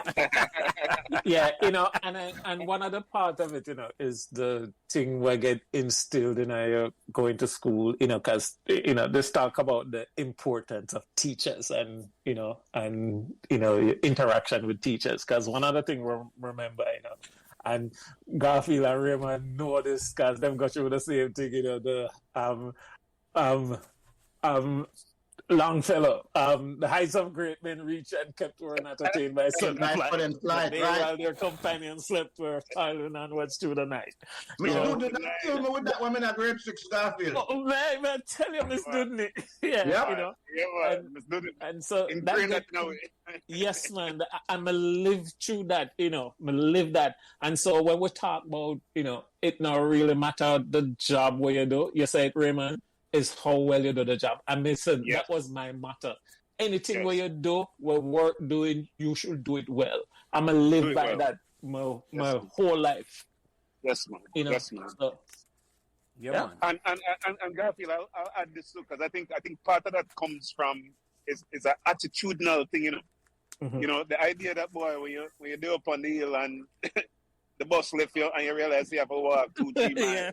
Yes. It's an attitude thing, because what you're going to do at that point, you can decide, boy, we're going to make a slow at the bus stop and make night catch me, or I'm going to bum a ride, I'm going to walk. I just start walk and hope. Or, you know, I'm the textbook, and I'll say this to Garfield publicly. So some of the textbooks that I ended up with came from either him or other Meadowbrook people that were living up in Rockall. So we couldn't afford them textbooks. Some of them books out of print, and you know, so we all support each other, but it's an attitudinal thing. So you don't have all of the resources, but you have an attitude that is about success, and it's about what you do every day. Yes, and man. Garfield, you epitomize that 100,000%. Yeah, man. Without a doubt, brother. Okay, so. This is a very, very impressive story, my brother. I just say, you're right. A lot of people wouldn't know your story unless you come tell it, you know. You know, those things say, you work in Virginia. You follow me, I said, but I didn't ask you what you do, because it never mattered to me what you do, you know. No. Master and them know that, you know. If you know, I said to you, but the fact that you come on and you have such an impressive resume, trust me, I have to big it up here, my brother. I have to big it up, because I'm very impressed by your resilience and the fact that you overcome adversity and reach where you reach. And a man from Upper Rockall, and I tell you. Bridget, look around me every day when I'm there at work, man, and sometimes I just sit there and bust a smile or even laugh out, and people wonder. I mean, I think to myself, say, man, what the heck me sit down there? So look, I'm barefoot boy from Rockall. You know? What did they have a term for that, you know, Garfield? What did they say? You pinch yourself. Yes. It's if it's real. Yeah, you know, I know other man feel that way that, you know, let me tell you, man, right? So man, I know sometimes they feel that way. Trust me, Garfield. Last year when my wife and I, we were in Venice, and we go down the canal and the gondola, that was exactly what me and my wife was discussing. I was saying, Lord, thank you, because I never believed a little barefoot boy from West Rural St. Andrew could reach here. Yeah, that was the exact conversation my wife and I were having last year. Well, so we not pinch each other, my son. May I pinch myself? Actually, I pinch me. Yeah, that's all. TMI. Yeah. Yeah, man. Well, at least in a public. Not that kind of pinching, please. Behind the paid wall, Raymond. I want you behind the paid wall. Anyway, Garfield. I hear your sentiments, Garfield. Trust me, I'm sure Raymond feels that way too. Yeah, man. You know, but the thing too is, you know, because I get imposter syndrome, we call it imposter syndrome, because you feel, so boy, under the circumstances under which you were raised and, you know, the resources you had, there's no way you should have made it to where you are. But again, it goes back to attitude and work ethic, and me I tell you, man, like I used to be amazed with how much, like, if I have a math problem and I couldn't solve it, I could have talked to Garfield. And physics and maths and everything that was just coming out his pores. You know, it was natural for him, right? It wasn't so natural for me, right? So, but that was all about work ethic. Those things didn't just come. That was because he applied himself, and that is the thing that I think we really want to kind of convey to some of these kids, that if you do the work, the results will come. I'm going to say this to you, Garfield. I'm going to say this to you. It's if you never migrate, you would have been a top, well-known man in the scientific field in Jamaica right now. With your attitude and what you know, trust me. Because you say the man start love you already, and send bus and send ride come pick you up because they recognize you. They recognize your ability. And I do make. You know. Yeah, you know, because again, you know, it's work ethic. I mean, you know, so yeah, right. You know, I wouldn't pretend that everybody can do everything, but you know, okay. So if you have the talent, well, if people have talent and they utilize it too, right? You know, but if you have the talent and you get the opportunity, man, you know, there's, you know, you jump on it. And I'm going to tell you why I love that story. I'm going to tell you why I love this particular memory in Garfield. It's just before I start that program, them conversation, I'm call Rory McGregor, right? And Rory say, I didn't promise to come on, and whenever I'm ready, him can come on, right? And Rory said, Jelly, him say, I'll get the story of the forgotten man, a Meadowbrook. I'm say, yeah, I get them story there too. And you, Garfield, is the epitome of a forgotten man from Meadowbrook. I tell you. And without a program or a conversation like this, your story would have just gone at a black hole like what happened to Woody Power sports victory in the 1980s, Master. You see me, I said to you, so I'm glad you reach out to Master and come tell the story. That's how I'm going to say to you. Are the epitome of the forgotten man of Meadowbrook. And enough of them out there. Enough of them out there who want to come tell them story. But when they hear you, they're inspired to come talk them story to see them. Yeah, and my hopes somebody here, you know, and decide to come on and, you know, talk to, because, you know, this is a conversation where I actually enjoy, you know. Yeah, man. And so I appreciate the opportunity, you know. You know, I've been on this journey for a while, you know. You know, sometimes, you know, you desire the opportunity for share. Yeah. You know, yeah, may I talk to a man? I look at man. Remember a couple of years ago, may I talk to somebody, and you know, somebody I'm gonna talk to for a while, you know, and the man asked me, so where I don't know, you know. And I try tell him, man, and I say, I say, all right, I say, Google my name. Yeah, you tell him, yeah. So I was like, Google me. You know, I'm not big on social media, but you know, well, so if you Google my name, you got to see my cousin out there too, but you can't tell, say, him and me. But check for yourself. Because I have a cousin named Garfield Creary too, but you can't tell him different from me. But you know, that's what we go. You know, so you know, so not to get too much. So one of the most extraordinary thing I had the opportunity to do, right? You know, having lived in Jamaica through Hurricane Gilbert, one of the most extraordinary thing I had the opportunity to do was to fly on an airplane to a hurricane. Oh, really? Yeah. Yeah, because at the time, you know, we didn't have this new technology where we had developed for use lasers to measure wind speed in a storm, and we built this instrument, and I was the project manager for that instrument. This is back in 2010, and NASA have our old DC-8, and I was able, and I, you know, would fly back and forth. We got to the Caribbean, we'll go to the Virgin Islands, right, and then we'll fly from the Virgin Islands out to the Eastern Atlantic. To the hurricane, where the hurricane developed. Yeah, man, I will get to the hurricane. So now I'll still have a picture, you know, when I use my phone through the window and take a picture when we pass, so you can see the eye of the hurricane from above. Wow. You know, when we take Wow. from and so That's you know, extraordinary. Yeah, man. and then you know, and so I always go back to that and say, man, you know, to where John just said, right? There were so many points in my career when I say, all right, I've reached, you know, Right. when I shouldn't have any expectation from where I start from to go anywhere further from here. So, you know, and if I don't, I would be great, you know, and then the next thing, you know. Well, only one question about that in a Garfield before we go back to some Meadowbrook memories is when you fly up on a plane there, did you wear Pampers?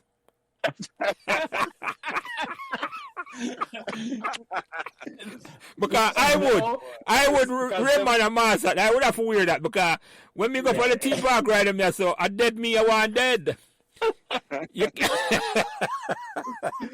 I want to say something to Garfield directly and again publicly. So in my master. So I had no doubt. There was no doubt in my mind back in the days when I mean I don't know if Garfield tell you about him tell you or him aim for Kingston and lick down mango off a mango tree. No, we'll go back to that now. I'll go back to that, Raymond. So, yeah.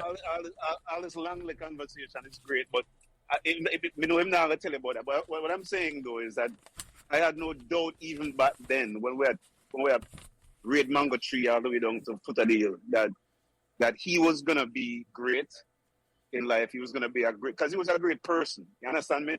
A good friend. I had no doubt that Marston was gonna be a great person in life. Same thing with Clifton. And I'm so happy that we're having this conversation right now because boy, it's like reality is in your face now, right? Because you can see it's actually happening. For the record, Raymond, I don't know Clifton. I forgot him to come join them conversation. Yes. If him hopefully, yeah, man, definitely. I don't know who not talk. I might know him if I see him face, but I have to introduce him to me. You probably wouldn't know him because he's one of the quieter ones. Yes. Right. Real quiet, yeah. I because of my nickname, I would likely have been more known than Clifton. No, because they're brother. Because they're brother, me that know you, Garfield. Well, that's the whole point. You know? Because you know your brother, me I say, yeah, man, I cream my brother that, man. And, yeah. Yeah. Kind of walk the same way and have a certain look the same way as a rat, yeah? So, all right, so going back to Meadowbrook memories. Since so just before you go back there, Garfield, Raymond just said something there, and I want to throw it back at him also in that I had no doubt that Raymond was going to be a great person. I would make a big success of his life either. Because, as I said, based on the person he was, his attitude, his integrity, you know. So, right back at you there, Raymond. All right, I second that. Yes, Very nice. All right. Enough love on the call. Right? Yeah, man. Yes, man. yeah. So, Garfield, go back to Meadowbrook memories zone, and then I have a since I mentioned my brother, Creamy. Yes, man, right? Legend in I'm on right that, don't worry. Yes, man. Yeah, man, when we come Meadowbrook, everybody know Creamy. Exactly.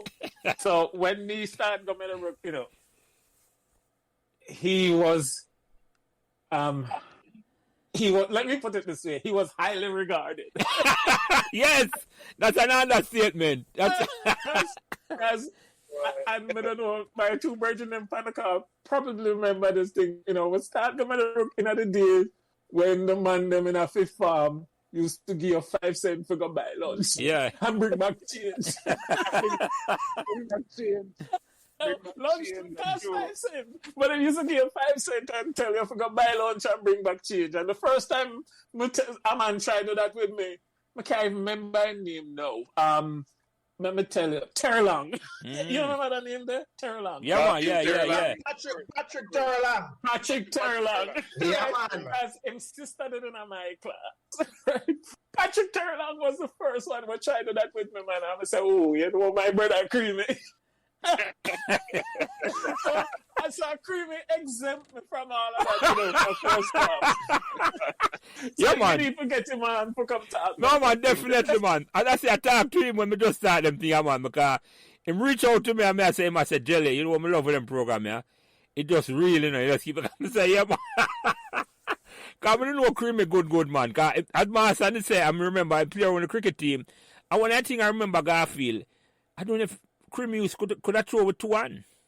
Yeah, man, he's ambidextrous. Yes, man, I remember that. Yeah, man, to this very day, he's ambidextrous. Yeah, man, the man could have throw a cricket ball with 2 hands, man. Yeah, man. And Creamy could have played ball too. Yeah, man. Yeah. Remember, Creamy was outside left now, them Triumph and Rock Out Carter League successful team. That's right. Yeah, man. So with a brother like that, Garfield, then I have no problem at all, man. Trust me, man. Creamy. Creamy, a fire shot with them stone in there, man, from any hand. You don't know where that come from. Yes, exactly. Creamy, bro. But forget it. When done this Garfield, you can't even make him know, say, boy. I got to tell himself to listen now. Make him know, say, Jelly ready for you, man. I call himself dinner the week after, so don't worry. I talk to him already. So, Yeah. Yeah, man. So, all right, Garfield. Any fun memories you remember Meadowbrook where you want to talk about? Yeah, I talk about it, so, to this day, man, Bon and Kalalu or something where,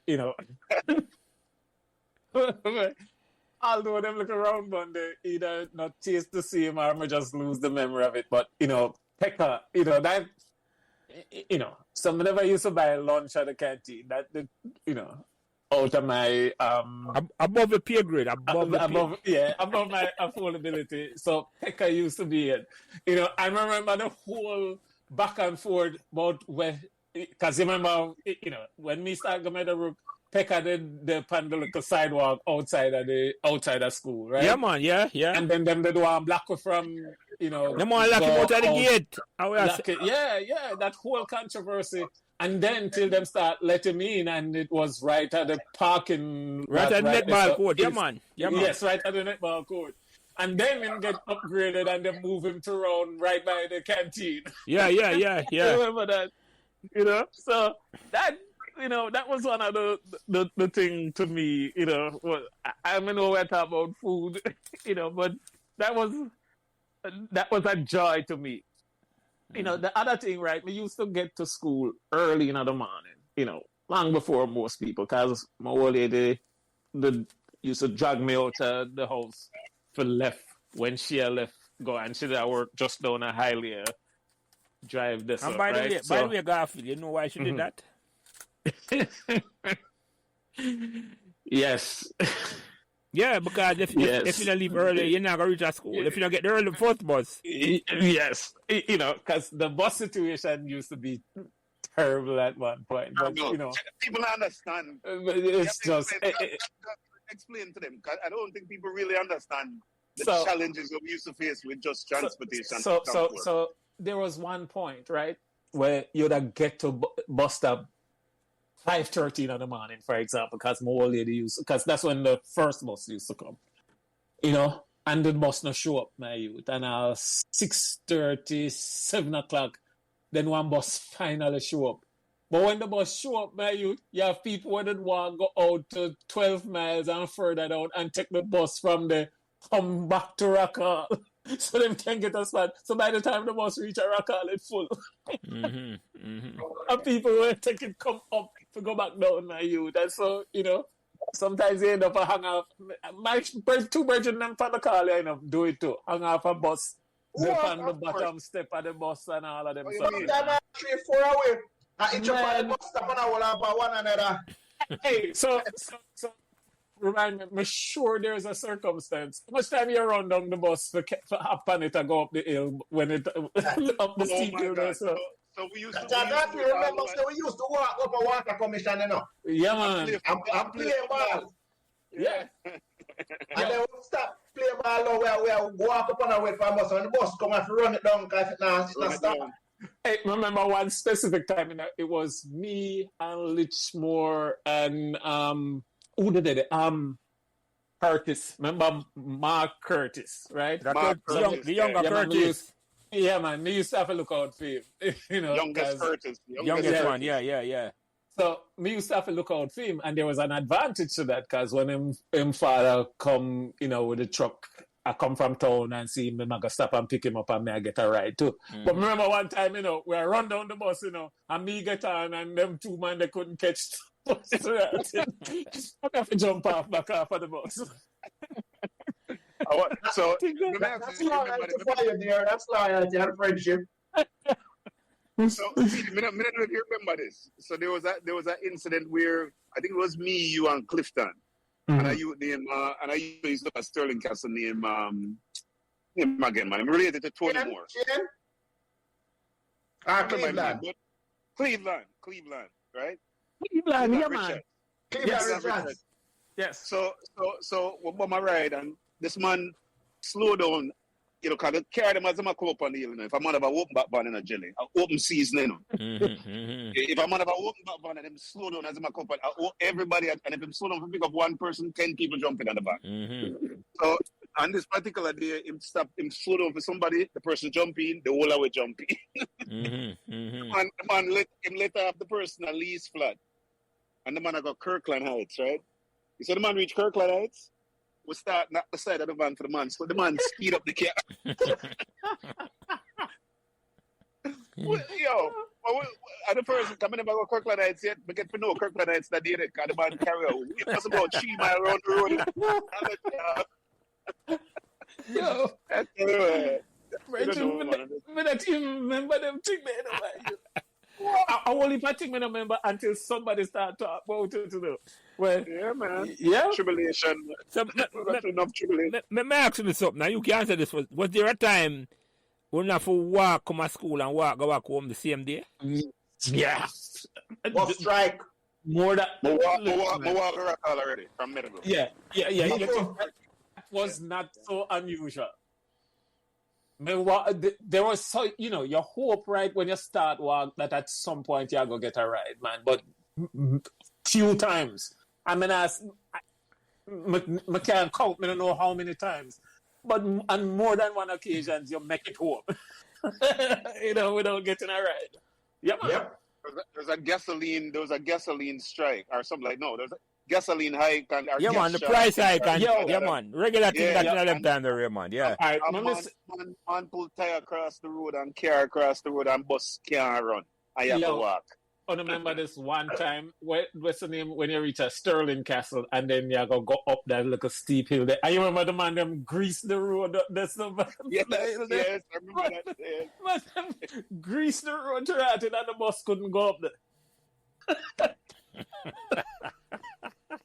Well, look, it's up the bus and go and not down. Can't put supper come down after there. Well, I remember when we did it with that go on, one bike man did come down and chip up, man, because the bike slide out from under. Remember that incident specifically?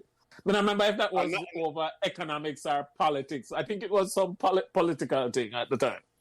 Yeah, and not to mention the instances when the bus them broke down on the hill because them overloaded or the clutch work or you have to get up and everybody don't come out of the bus and walk up the hill and the bus catch you up the hill because it have lighter load now. You know what I mean? So man, all them things, man, dangerous.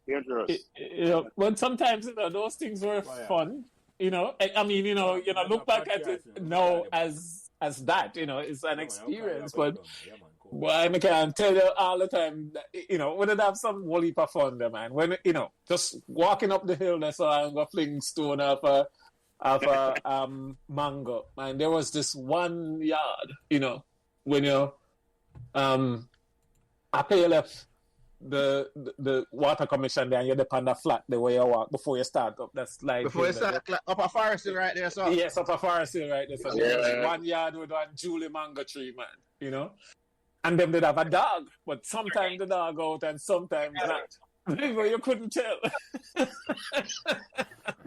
the challenge was to fling the stone and lick off a mango, jump over the wall and grab the mango and come back out before dog show up, So them kind of thing, man. It was like blood sport, but it was fun. That was fun. Yeah, man. The Hills Run is a big time. It's an adventure by itself, fire. It's like an adventure. So the adventure just coming to school and going home for real. Yeah, exactly. And enough stories you could tell about that, man. And the fact that you come through all of that and so resilient and still have a smile on the face. Can never come to school like say, boy, nobody own nothing like that at all. And just come and enjoy. No, man. Right. No, man. As I said, I come to school already. I don't know if Gary if he did the the bus, the day when the bus, that big steep corner before you reach. Yes, man, when it rubbed the wall. Yeah, man, of course. No, it rubbed the wall. It going at this ackee tree, or it's a guinea tree, and smashed it. And I remember that day, I was in the back of the bus, you know. I climb out through the window of the bus, you know. And pick up my bag, I'm going to walk to school. So the one with me I think about, right, was that when they on a bus and it had come down, you know, and of course, you know, many times, you know, the bus loses its brake or come down. Oh, yes. And it was that last turn, right? You know, with a wall there and the little pumping station right there, so man, and the bus running at a wall there, right? So at the last turn, you know, for come off of the second to last turn, for come off of the hill, man, it slamming at a wall there, so man, and but that's the one when they come down, they say, could see bottom field right there, so. Yes, yeah, yes. Yeah, man. Slamming at a retaining wall, man, and then run across the road. And then, you know, I'm trying to make that turn there, you know, the gas station there, so man, but couldn't him have to go straight. You know? And so that was one of the most frightening experience made it have in our bus I come from Rockall, you know. So yeah. So a one bus it run? A one bus it never go up and down or cool. No, them did have. Sometimes it felt like it's only one bus. Yeah. And sometimes it's only one, you know, but it's only one. Yeah. You know, and then, you know, and so that was when we would have the JOS bus. And then, you know, you would have think, you know, remember when with the transition to minibus. Mm-hmm, but the issue there now, right, was, you know, your schoolers and your fare lower, and the man them say, all right, we have enough schoolers. You know, the bus stop, you know, space up on the bus, but the man I tell you, say, all right, we have enough schoolers. Yeah, the schoolers there, you know, they must say, no. Yeah. Yeah, I remember that. Yeah. You know, but and again, you know, one of the other thing about going to Meadowbrook, right? You know, remember the first time I see a video game. I mean, I don't know if Garfield or Raymond remember the name of that little place there out. I know it's not Purity Bakery there no more. Picking the chicken or something like that, right? I do you remember where that place then? Oh, right out of Reddy's right across on Purity. From Purity, yeah. Yo, chicken or something like that. Yo, me spend my bus here in this already. Yeah, a beer football used to play in this, you know. Beer football. Yo, on several occasions, I spend my bus here in this. We can't relate to that. Yeah, you know, and then you have to go out the Garfield, right? And when I have the money for playing up, I always say to somebody, say, let me keep the goal for you. Can you remember you have one button for control the goalkeeper and then the rest of the button for thing there? Yeah. So I always say, let me keep the goal for you, man. Let me keep the goal for you. Yeah, man. All right, Raymond, hear me. Sorry, Garfield, let me ask you another Meadowbrook question. What the most embarrassing moment you can remember a Meadowbrook you can look back on with a smile? All right, so I can tell you. One time, me and Renford Sutherland, I don't know if anyone know what that name there. But in here, Sam didn't get into some financial trouble a few years back because he did work for the government. But was that also kind of fat Indian looking guy? Yes. Yeah, I remember him. You remember Renford Sutherland? Yeah. So we're in our classroom at some point, I don't remember. And, you know, they used to tease me about all kind of thing all the time. That was just in personality. You know, I remember when me and him getting it, you know, and in our tussle, and the man give me a push, my youth, I'm a drop on the desk, and roll off of the desk, and the desk roll over on top of me. This is when I like about the whole class of people in my youth. But then I went to desk on top of me and debate whether I forget a part. You know, because that was so embarrassing. And, you know, it's not like whenever in a fight with other people before them, because I have a nemesis, you know, the youth would give me the nickname Weedy, Donovan Johns. And I hope that man there listen. You know, and that youth, because I was very small when I got Meadowbrook. You know, I do most of my growing after I graduate from high school, right? But the man that did even smaller than me, right? And so, you know, we mother pick pan, you know, the man were closest in size to him. But he was a very scrappy fighter, man. And me and it's like some man are always in a war, you know. And I couldn't understand why, because, you know, it wasn't in my nature to do anything to anybody. But him pick on me, man, pick on me all the time. And because I push back on the nickname, it just turned into fight all the time, you know? Mm-hmm. So, yeah. So you never put up, I never call Creamy film at all, eh? No. So this was after Creamy gone. Oh, Creamy leave at a fifth farm. Okay, I got you. Well, okay, I got you. Yeah, him lose that protection there very quickly. Him never hear about Creamy, man. I just say, I'm on your side. They're not going to tell you about Creamy. So, yeah. All right, so our next question for you, Garfield. What the best learning experience you get from Meadowbrook by going to Meadowbrook? Best learning experience. The best learning experience. Wow. You know, so there are many, you know, but I would say one of the, because of what I just talked about, you know, and I think, you know, I take the lessons from interaction and how me personally respond to people, you know, that, right? Actually, that, but yeah, there was that. But actually, you know, because this is something where actually have an impact on how I live my life. I talk about the cassette recorder I did borrow from the Warburton brothers, right? And I did borrow it from them with the intention for return it, you know, and then I did have my cousin from next door did come and I'd do something with it and destroy it. And so, you know, I have a choice of returning it to them destroyed or some other thing. And, you know, at the time I decided, so boy, I could just stop, you know? And I tried that for a good long while before I have to tell them, said, boy, it damaged, you know? And that was an uncomfortable thing for me. And so from that, right, for some reason, you know, that experience always come back to me.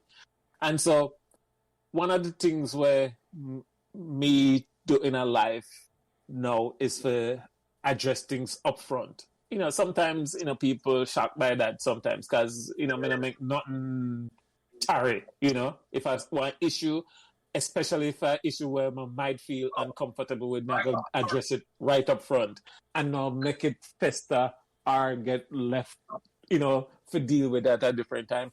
And I come back all the time to that experience as the thing where shape that sort of directness, you know? And so that's how I live my life today, you know? And I can attribute it to that experience at Meadowbrook. Yeah, bad news doesn't get better with time, right? No, sir. Right. Bad news it never gets better with better with time. Yeah, it actually gets worse. Matter of fact, it's usually worse, yes. Yeah. And so that's something we come up with, and yep. Yeah, you did it up front. You better did it up front. Up front. I get you. I get you, Garfield. I get you. But me ask you another question then, and I'm going to credit this question to. And Dreamer might know all this. I don't know if Garfield knows this. C.R.D. Franklin. He asked me for other questions to my repertoire question. I'm glad he asked me because it's an important question. I'm going to ask you first, Garfield. And I think Master answered already. I don't know if you ever answered Raymond, but if you don't, you can chime in. And the question got to this, Garfield. What do you think can be done to inspire Meadowbrook past students to want to give back to them school? Wow. You know, so, you know, here's the thing. So people move on in them life in a whole lot of ways, right? And it's not that them people generally mean for turn them back on a certain things, right? But when you don't have a means of engaging or have the thing in front of you, I think that tends to happen. So,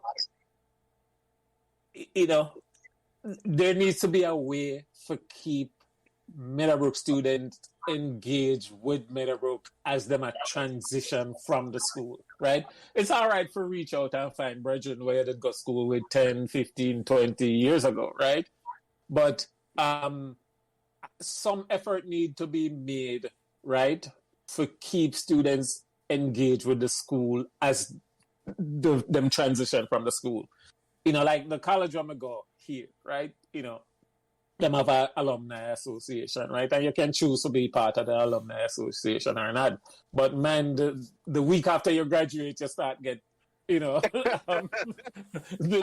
letters from them, Oh my God. So I think it come down to something like that, But on top of that, people have to feel like, them have something in common with people, where in other organization, because again, I assume that, I don't know what the student body look like, but especially youngsters of today, I have taught them, them have different interests and, come from different places and go different places, so some outreach effort is needed, not, for people like me, but the student body know to keep them engaged with the school as them transition away from the school. What I say? Before, them get too caught up in other things in their life and just drop it completely.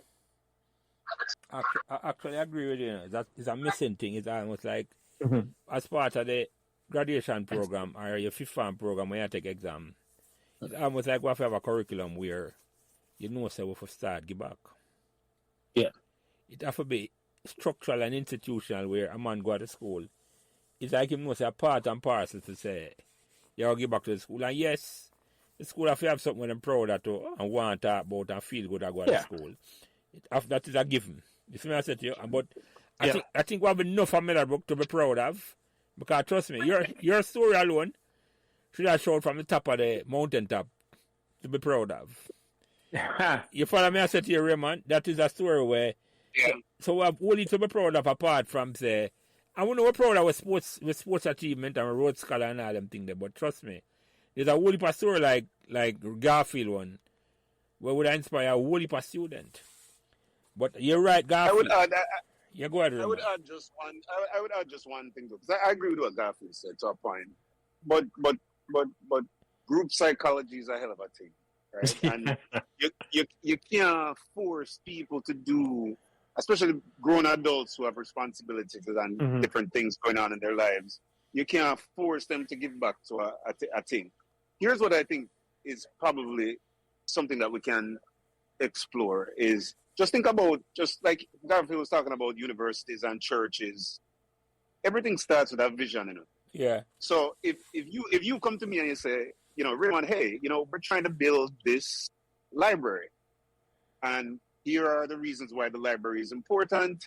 Here's what's needed to build the library. Here's the timeline for building the library. Here's how much money is needed to build the library. Here's how much we have already. Here's how much we need. It's about vision. You have to show people a pathway to what it is you're doing. People are not just going to give their money. People work hard anymore. And this idea that just because somebody went to the school, they're supposed to give back to the school, I think is a misnomer, right? Because I've talked to people that have gone to Meadowbrook and them say, boy, Meadowbrook never really do nothing for me, so, I don't really feel like I'm a part of that crowd there, and I'm not keep in touch with nobody from Meadowbrook, I'm not connected. So I think, to me, a big part of the responsibility on this comes back to the school and the administration and the PTA and the alumni association. We have to sell the vision. We have to do the communicating, the reach out that Garfield was talking about, right? Here's what we're doing. Here's why it's important. Here's who's going to benefit, right? Here's the role that we'd like you to play. right? And I think I'm not saying that's going to shift the dichotomy right away, but at least you're giving people a view into what it is, the vision that we're trying to create for the school, versus just telling people. You understand me? Let me say something to that, Raymond. Because since you asked, let me give my answer for the vision. Because I think about this from last year when John Mayer and Hitchcock did upon the conversation. I know you listen to one, Raymond, right? Yes, of course. And John Mayer are only Olympian so far, right? And this is my vision from that time. My vision is Bottom Field in 10 years should be a multi-cultural sports complex we can facilitate any football, any cricket game from a certain level. And it's a state-of-the-art thing. You follow me? I said to you, I don't see why we can't have a vision for build a top-class sports complex down at Bottom Field. We're owned by the school and owned by the alumni. So I don't know. I just throw up my mouth and I talk about big vision. That's the vision we have. I think we're going to last 50 or 100 years after me gone. And we put it in place and put it in place. This is a big vision, a big picture thing that a man can look and say, yeah, man, I love our sports complex. You know, you go to Jamaica, you can't have a meeting on another complex there. You follow me? I said to you? It's not there now, you know. All that starts in my head, and I say, I don't see why we can't do that, you know. I don't see why we can't have Again, my whole thing, and I mean, this is Garfield. We did think this, so I want to keep it with Weedy. But I'm just saying, a vision. It's not a unilateral thing, right? It can be multifaceted. It can be, hey, this is 10 years. This is 2 months. This is 6 months. This is a year. But it's different things. But again, that communication, same thing with me. Like these universities up here, man. Them not stop sending things in a box. Yes. And them very deliberate about it, and they're very specific about it too, right? It doesn't mean that everybody contributes still. That's what I'm saying. But at least you eliminate the part where people can say, well, I don't really know what the school is doing. I don't really know why they want this money. I don't have a clue about what their vision is, right? And then it's up to us as the past students now for kind of do what you have to know. We talk to each other and say, yeah, man, come in, man. This is a good cause, man. You know, yeah, man, let's do this together and thing, you know? But that's it. That's all I would share, you know? But I agree with what we just said, generally speaking. Yep. Yeah, man, Master, I have nothing to add to that. No, because to your point, the last discussion we had with TC and all those guys, I'd already give my input there. Yeah, man, the vision there, and I just say, well, not now go up without the vision. Well, I kind of have it, but that's just the beginning of the conversation still. So I think we're right about that, because, but without the vision, Raymond, you're right. Without having a vision for tell a man that this is what we are do, you can't just go to a man and tell him say you want him to get something, and you say, what you do with it? Yeah. It's me I said to you, and then once you put that in place now, the infrastructure in place where you know say, every time a man leave Meadowbrook, him know where I put towards a bigger vision to say. Exactly. Exactly. No, man, I understand exactly where I put it together, Raymond. I have no problem with where I put it. I like that's a matter of fact. I love that. So yeah. All right. Garfield. All right. Let me ask you another question. How it make you feel? I bring up back all the Meadowbrook memories after all these years. Man.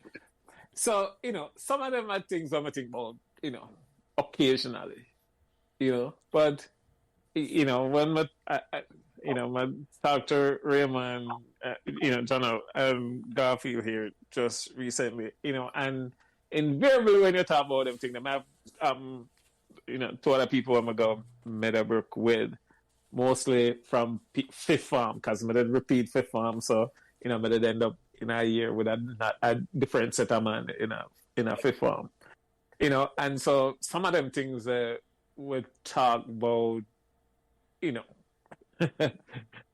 generally, but you know, it's you can't escape the nostalgia, you know.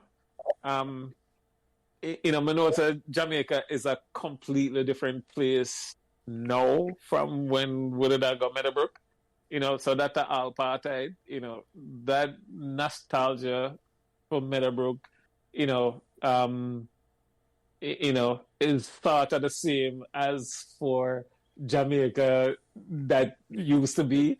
And so you can't disconnect them thing there. So anytime I think about Meadowbrook, I think about them. And, just to revisit something we're talking about, I'm a think, but I go out on a limb and say, with Marston and John. It's when I grew up rock off, I never think I'm poor, because there was always somebody who did have less than you, because actually my house did make out a concrete block, it was just a couple of rooms, you'd have some people where they live in a zinc house, them kind of thing there.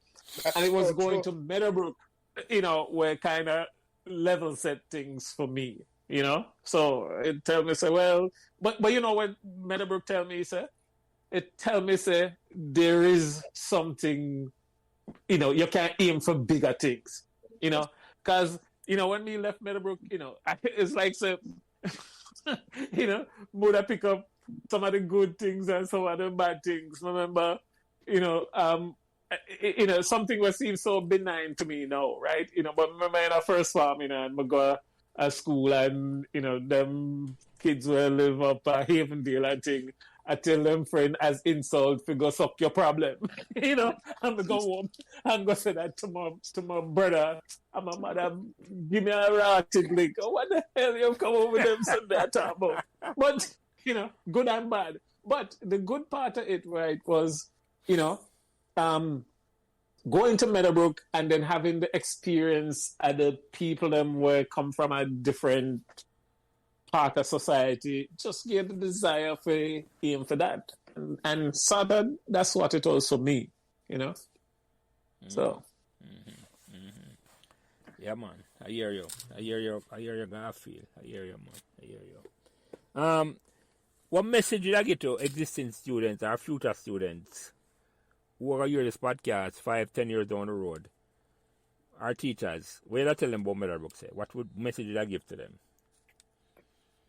Well, so the school is as good as the student body and and the teachers that are responsible for the guidance of the community, right? And so everybody have their own part for play. It's not something that I understood as a student going to Meadowbrook, right? The role you have as an individual have to play with the perception of the institution and the success of the institution.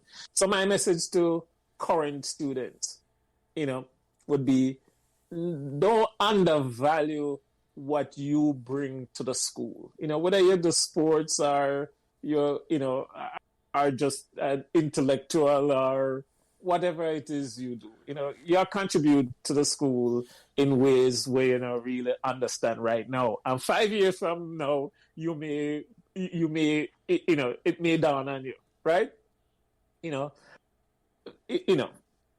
People that aren't yet going to Meadowbrook,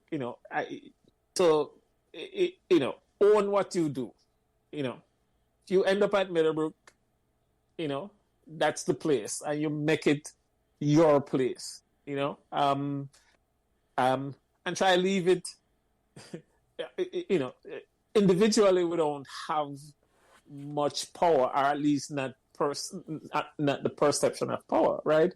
But if as an individual, you should still strive to leave a place better than when you find it, right?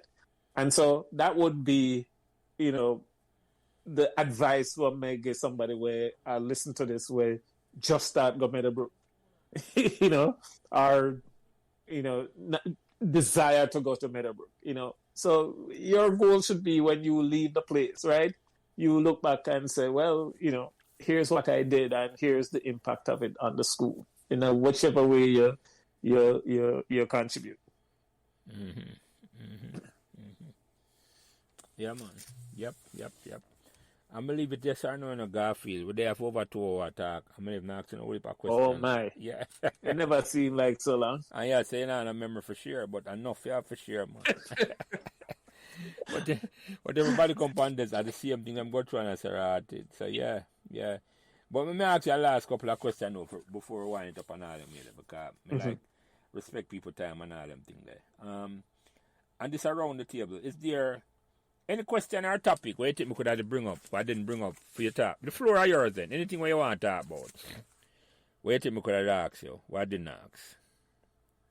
Well, I didn't come with an expectation, Now, before, my, come on, my wife said to me, you have any talking points or anything? I'm like, yeah, me and my daughter at work, But, I didn't come with any expectation. I was quite prepared for, for you to lead the conversation and let it go where it went, But obviously I had my input too, So I don't think so, But you could have asked me a question right after this, and I'm like, oh man, yeah, that was something, But yeah, I think we covered a lot, And I was happy to have the conversation. Yeah, man. And you, Raymond, is there anything, I know you're coming later in the conversation, is there anything where you want to ask Garfield where you think we never ask? No, I think, Jelly, as always, I think you kind of covered the whole spectrum. And I just want to say again how proud I am of my brothers, both of these guys.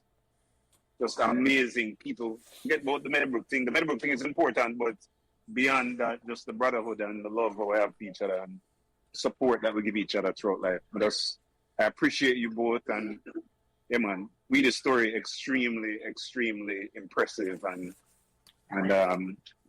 yeah, just keep doing great things, brethren. Keep doing great things. Show them, wave the Meadowbrook flag high, and the Rock flag. Yeah, the Hills Passive flag, Raymond. I have to wave that flag the eye. And Jelly, so let me say this, because you go through life, and life take you to different places and through different people.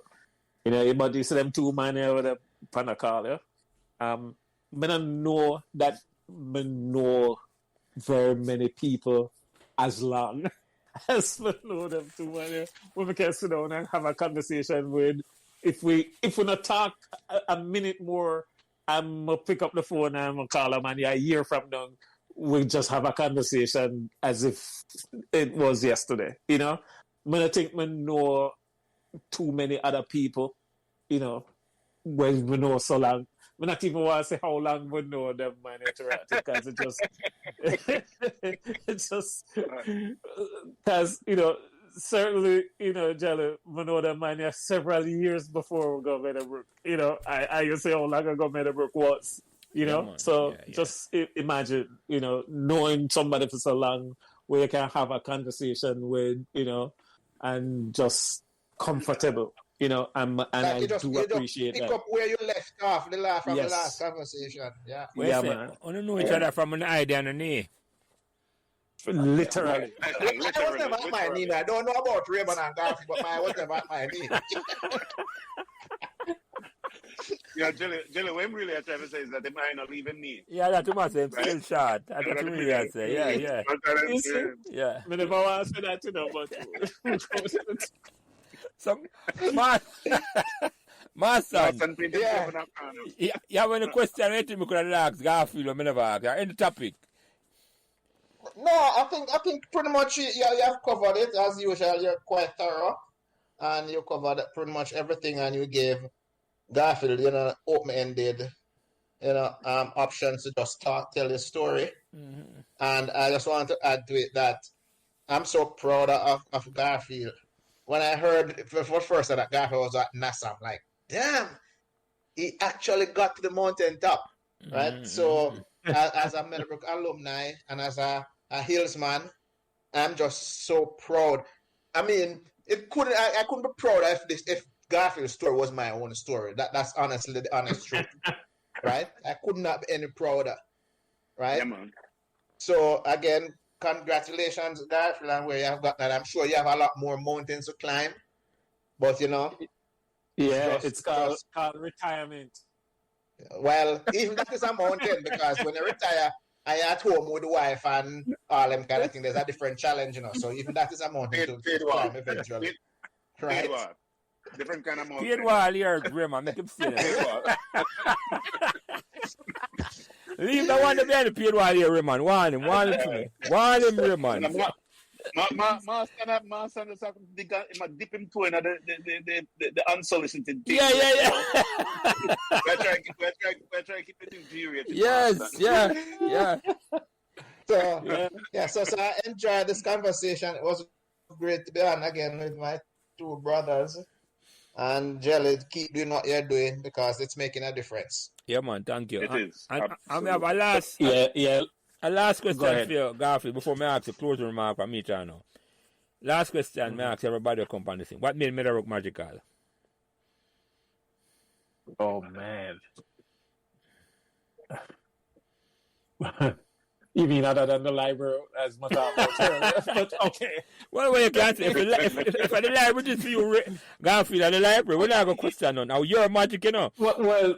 Well, initially it was the library, you know, but, you know, I had a lot of, you know, let's say, pleasant experience going to Meadowbrook, you know, just the people when I meet. You know, I'm a talk earlier, you know, about how intimidating it was at first when I started going there. But, you know, I made some good friends, you know, some lasting friends, you know, and so, you know, just to me, here was the most magical thing, even though it was, even though in the beginning, you know, it was overwhelming, you know, just knowing people from different walks of life. Because, for example, you know, one guy that was in my class, if I remember, Bernard Meek, and that dude was, I think, was related to the German ambassador or something like that, you know, just, you know, knowing, say, well, you know, this guy right here, I'm in the same class with him, you know, no hero worshiper or anything, you know, but just people from different, you know, Colonel Charles, kids, you know, so I had a good friend that was going to Meadowbrook, that was going to Calabar, that eventually married to Colonel Charles' daughter. You remember them, right?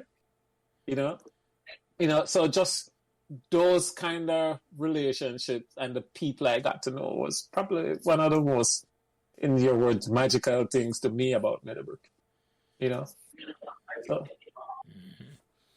Yeah, man. Thank you, Garfield. That, I mean, everybody have their own magic from Meadowbrook. It's like, Meadowbrook is a special place. Everybody come and them have their own story to tell. And you're one no different in terms of that, and unique. Not very different and very unique. Not just no different. Your story is special. Yes, sir. That's all I can say. That's all I can say. So before I close out this program, any closing remark, I'm going to start with you, Raymond. Since you come in a little bit late because I had to travel and when you done, put the excuse in for you already. I appreciate you. You come in late and you not even prove. It make me feel good that you can join my conversation late without a problem. Therefore, I get better technically. And I love that. I'm going to text you as a Raymond. Yeah. Everybody, the guy comes and tell him something like, Jelly away. Yeah. No, you know, the nostalgia stuff it's a powerful thing, you know. They say when people that look behind them a lot tend to have issues with depression. People that look in front of them too much tend to have issues with anxiety, and that you really need to live in the moment. Mm-hmm. However, I having just left Jamaica and driving all over these same places where we used to stone the mango tree, them where Garfield was talking about, and driving on the roads that we used to bum ride, and you know the community where we used to play football. You know, in fact, I was with a few people that both of these gentlemen know in the community. So for me, this is more than just the Meadowbrook memories, right? This is life, right? this is really a reflection on what a great life is like. You know what I mean? When you grow up with a bunch of people where you love and respect, and you have your ups and downs with them, but you love and respect them when you go through challenges, go through difficulties together, and then on the back end of that, you see the end result and how they've just done well in life. I mean, it just, I'm not as emotional person, but it makes me feel emotional. You know what I mean? And I just love these guys, and I'm thankful that you invited me to join. I would have felt really put off if I hadn't been included in this conversation. So I'm glad that I was a part of it. Love you guys, as I said before, man, and more success in life, more success in work, and just more health and prosperity. That's it, Thank you, Raymond, and I appreciate the fact that you join us late, but you join us anyway. You make me feel like a professional. Because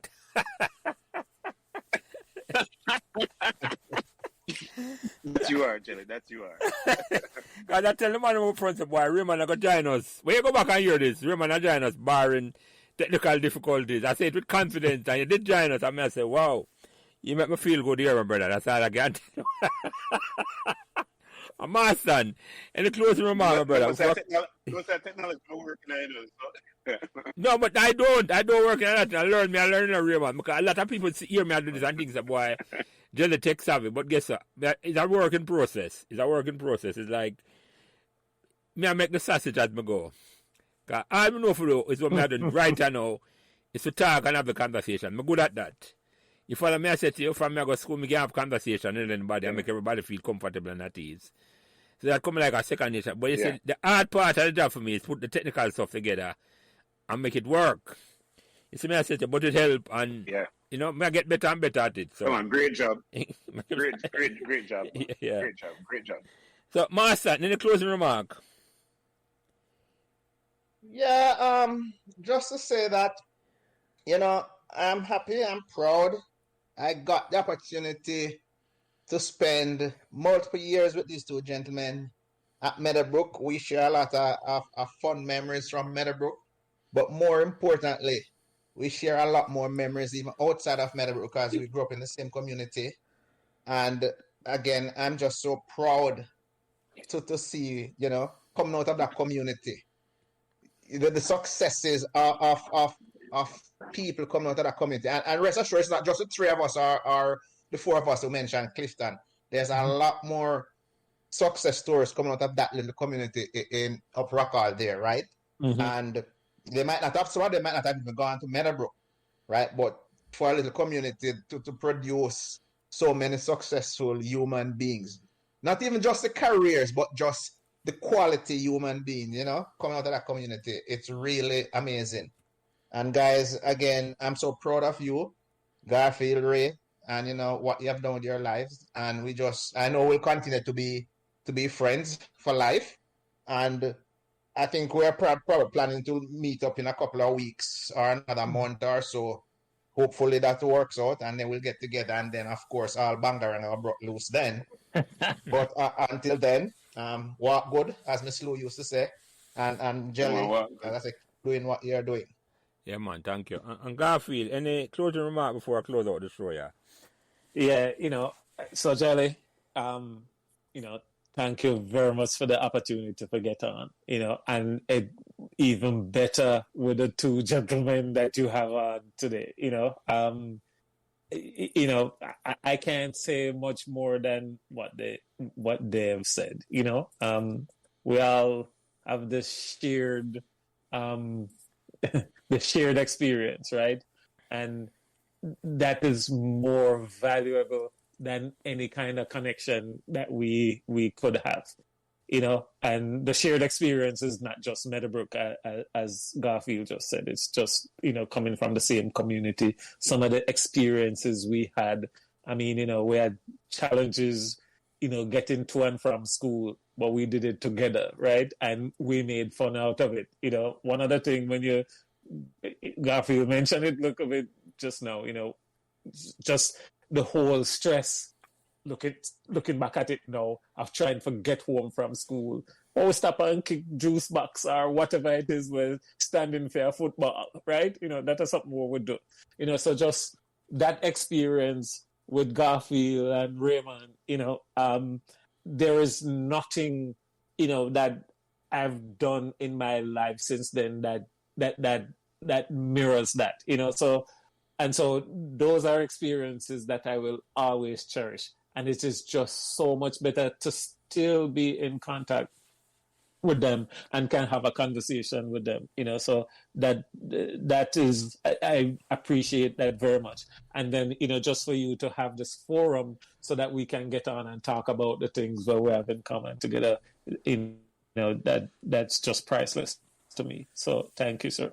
Yeah, man, thank you. And gentlemen, Raymond Robinson, as I say in the introduction, I never dare hear it. The most underrated footballer ever come on Meadowbrook. Garfield Marston. He laughed. Garfield Marston, the magician skipper who ensured that the dynasty was created and continued after we win the second trophy in 1984. Because sometimes the second one harder than the first one here, Marston. So I understand that, say, winning the first time hard, but sometimes we repeat it, just as tough and more difficult because you have something to look up to. So I think, say, what you do in 84 inspire a group of men for win out of the jaws of defeat. You create a dynasty and inspire whole heap of things will happen after that. The football trophy, them and all them things. So yeah, my magician skipper, as I call him here, Raymond, and Garfield Creary, or as me know him as Little Creamy. It has been a pleasure, my brother. Raymond call him Weedy, but me now going to say, I'm explaining to me how that work. And him never... Hold on. I'll clarify something. So when we say Weedy, it's an affectionate name, Yes, right? man. So, Yes, sir. Make sure you understand that. So when I say this, we don't kind of jousting or nothing. No, man. Nobody explain himself, man. No, man. No, man.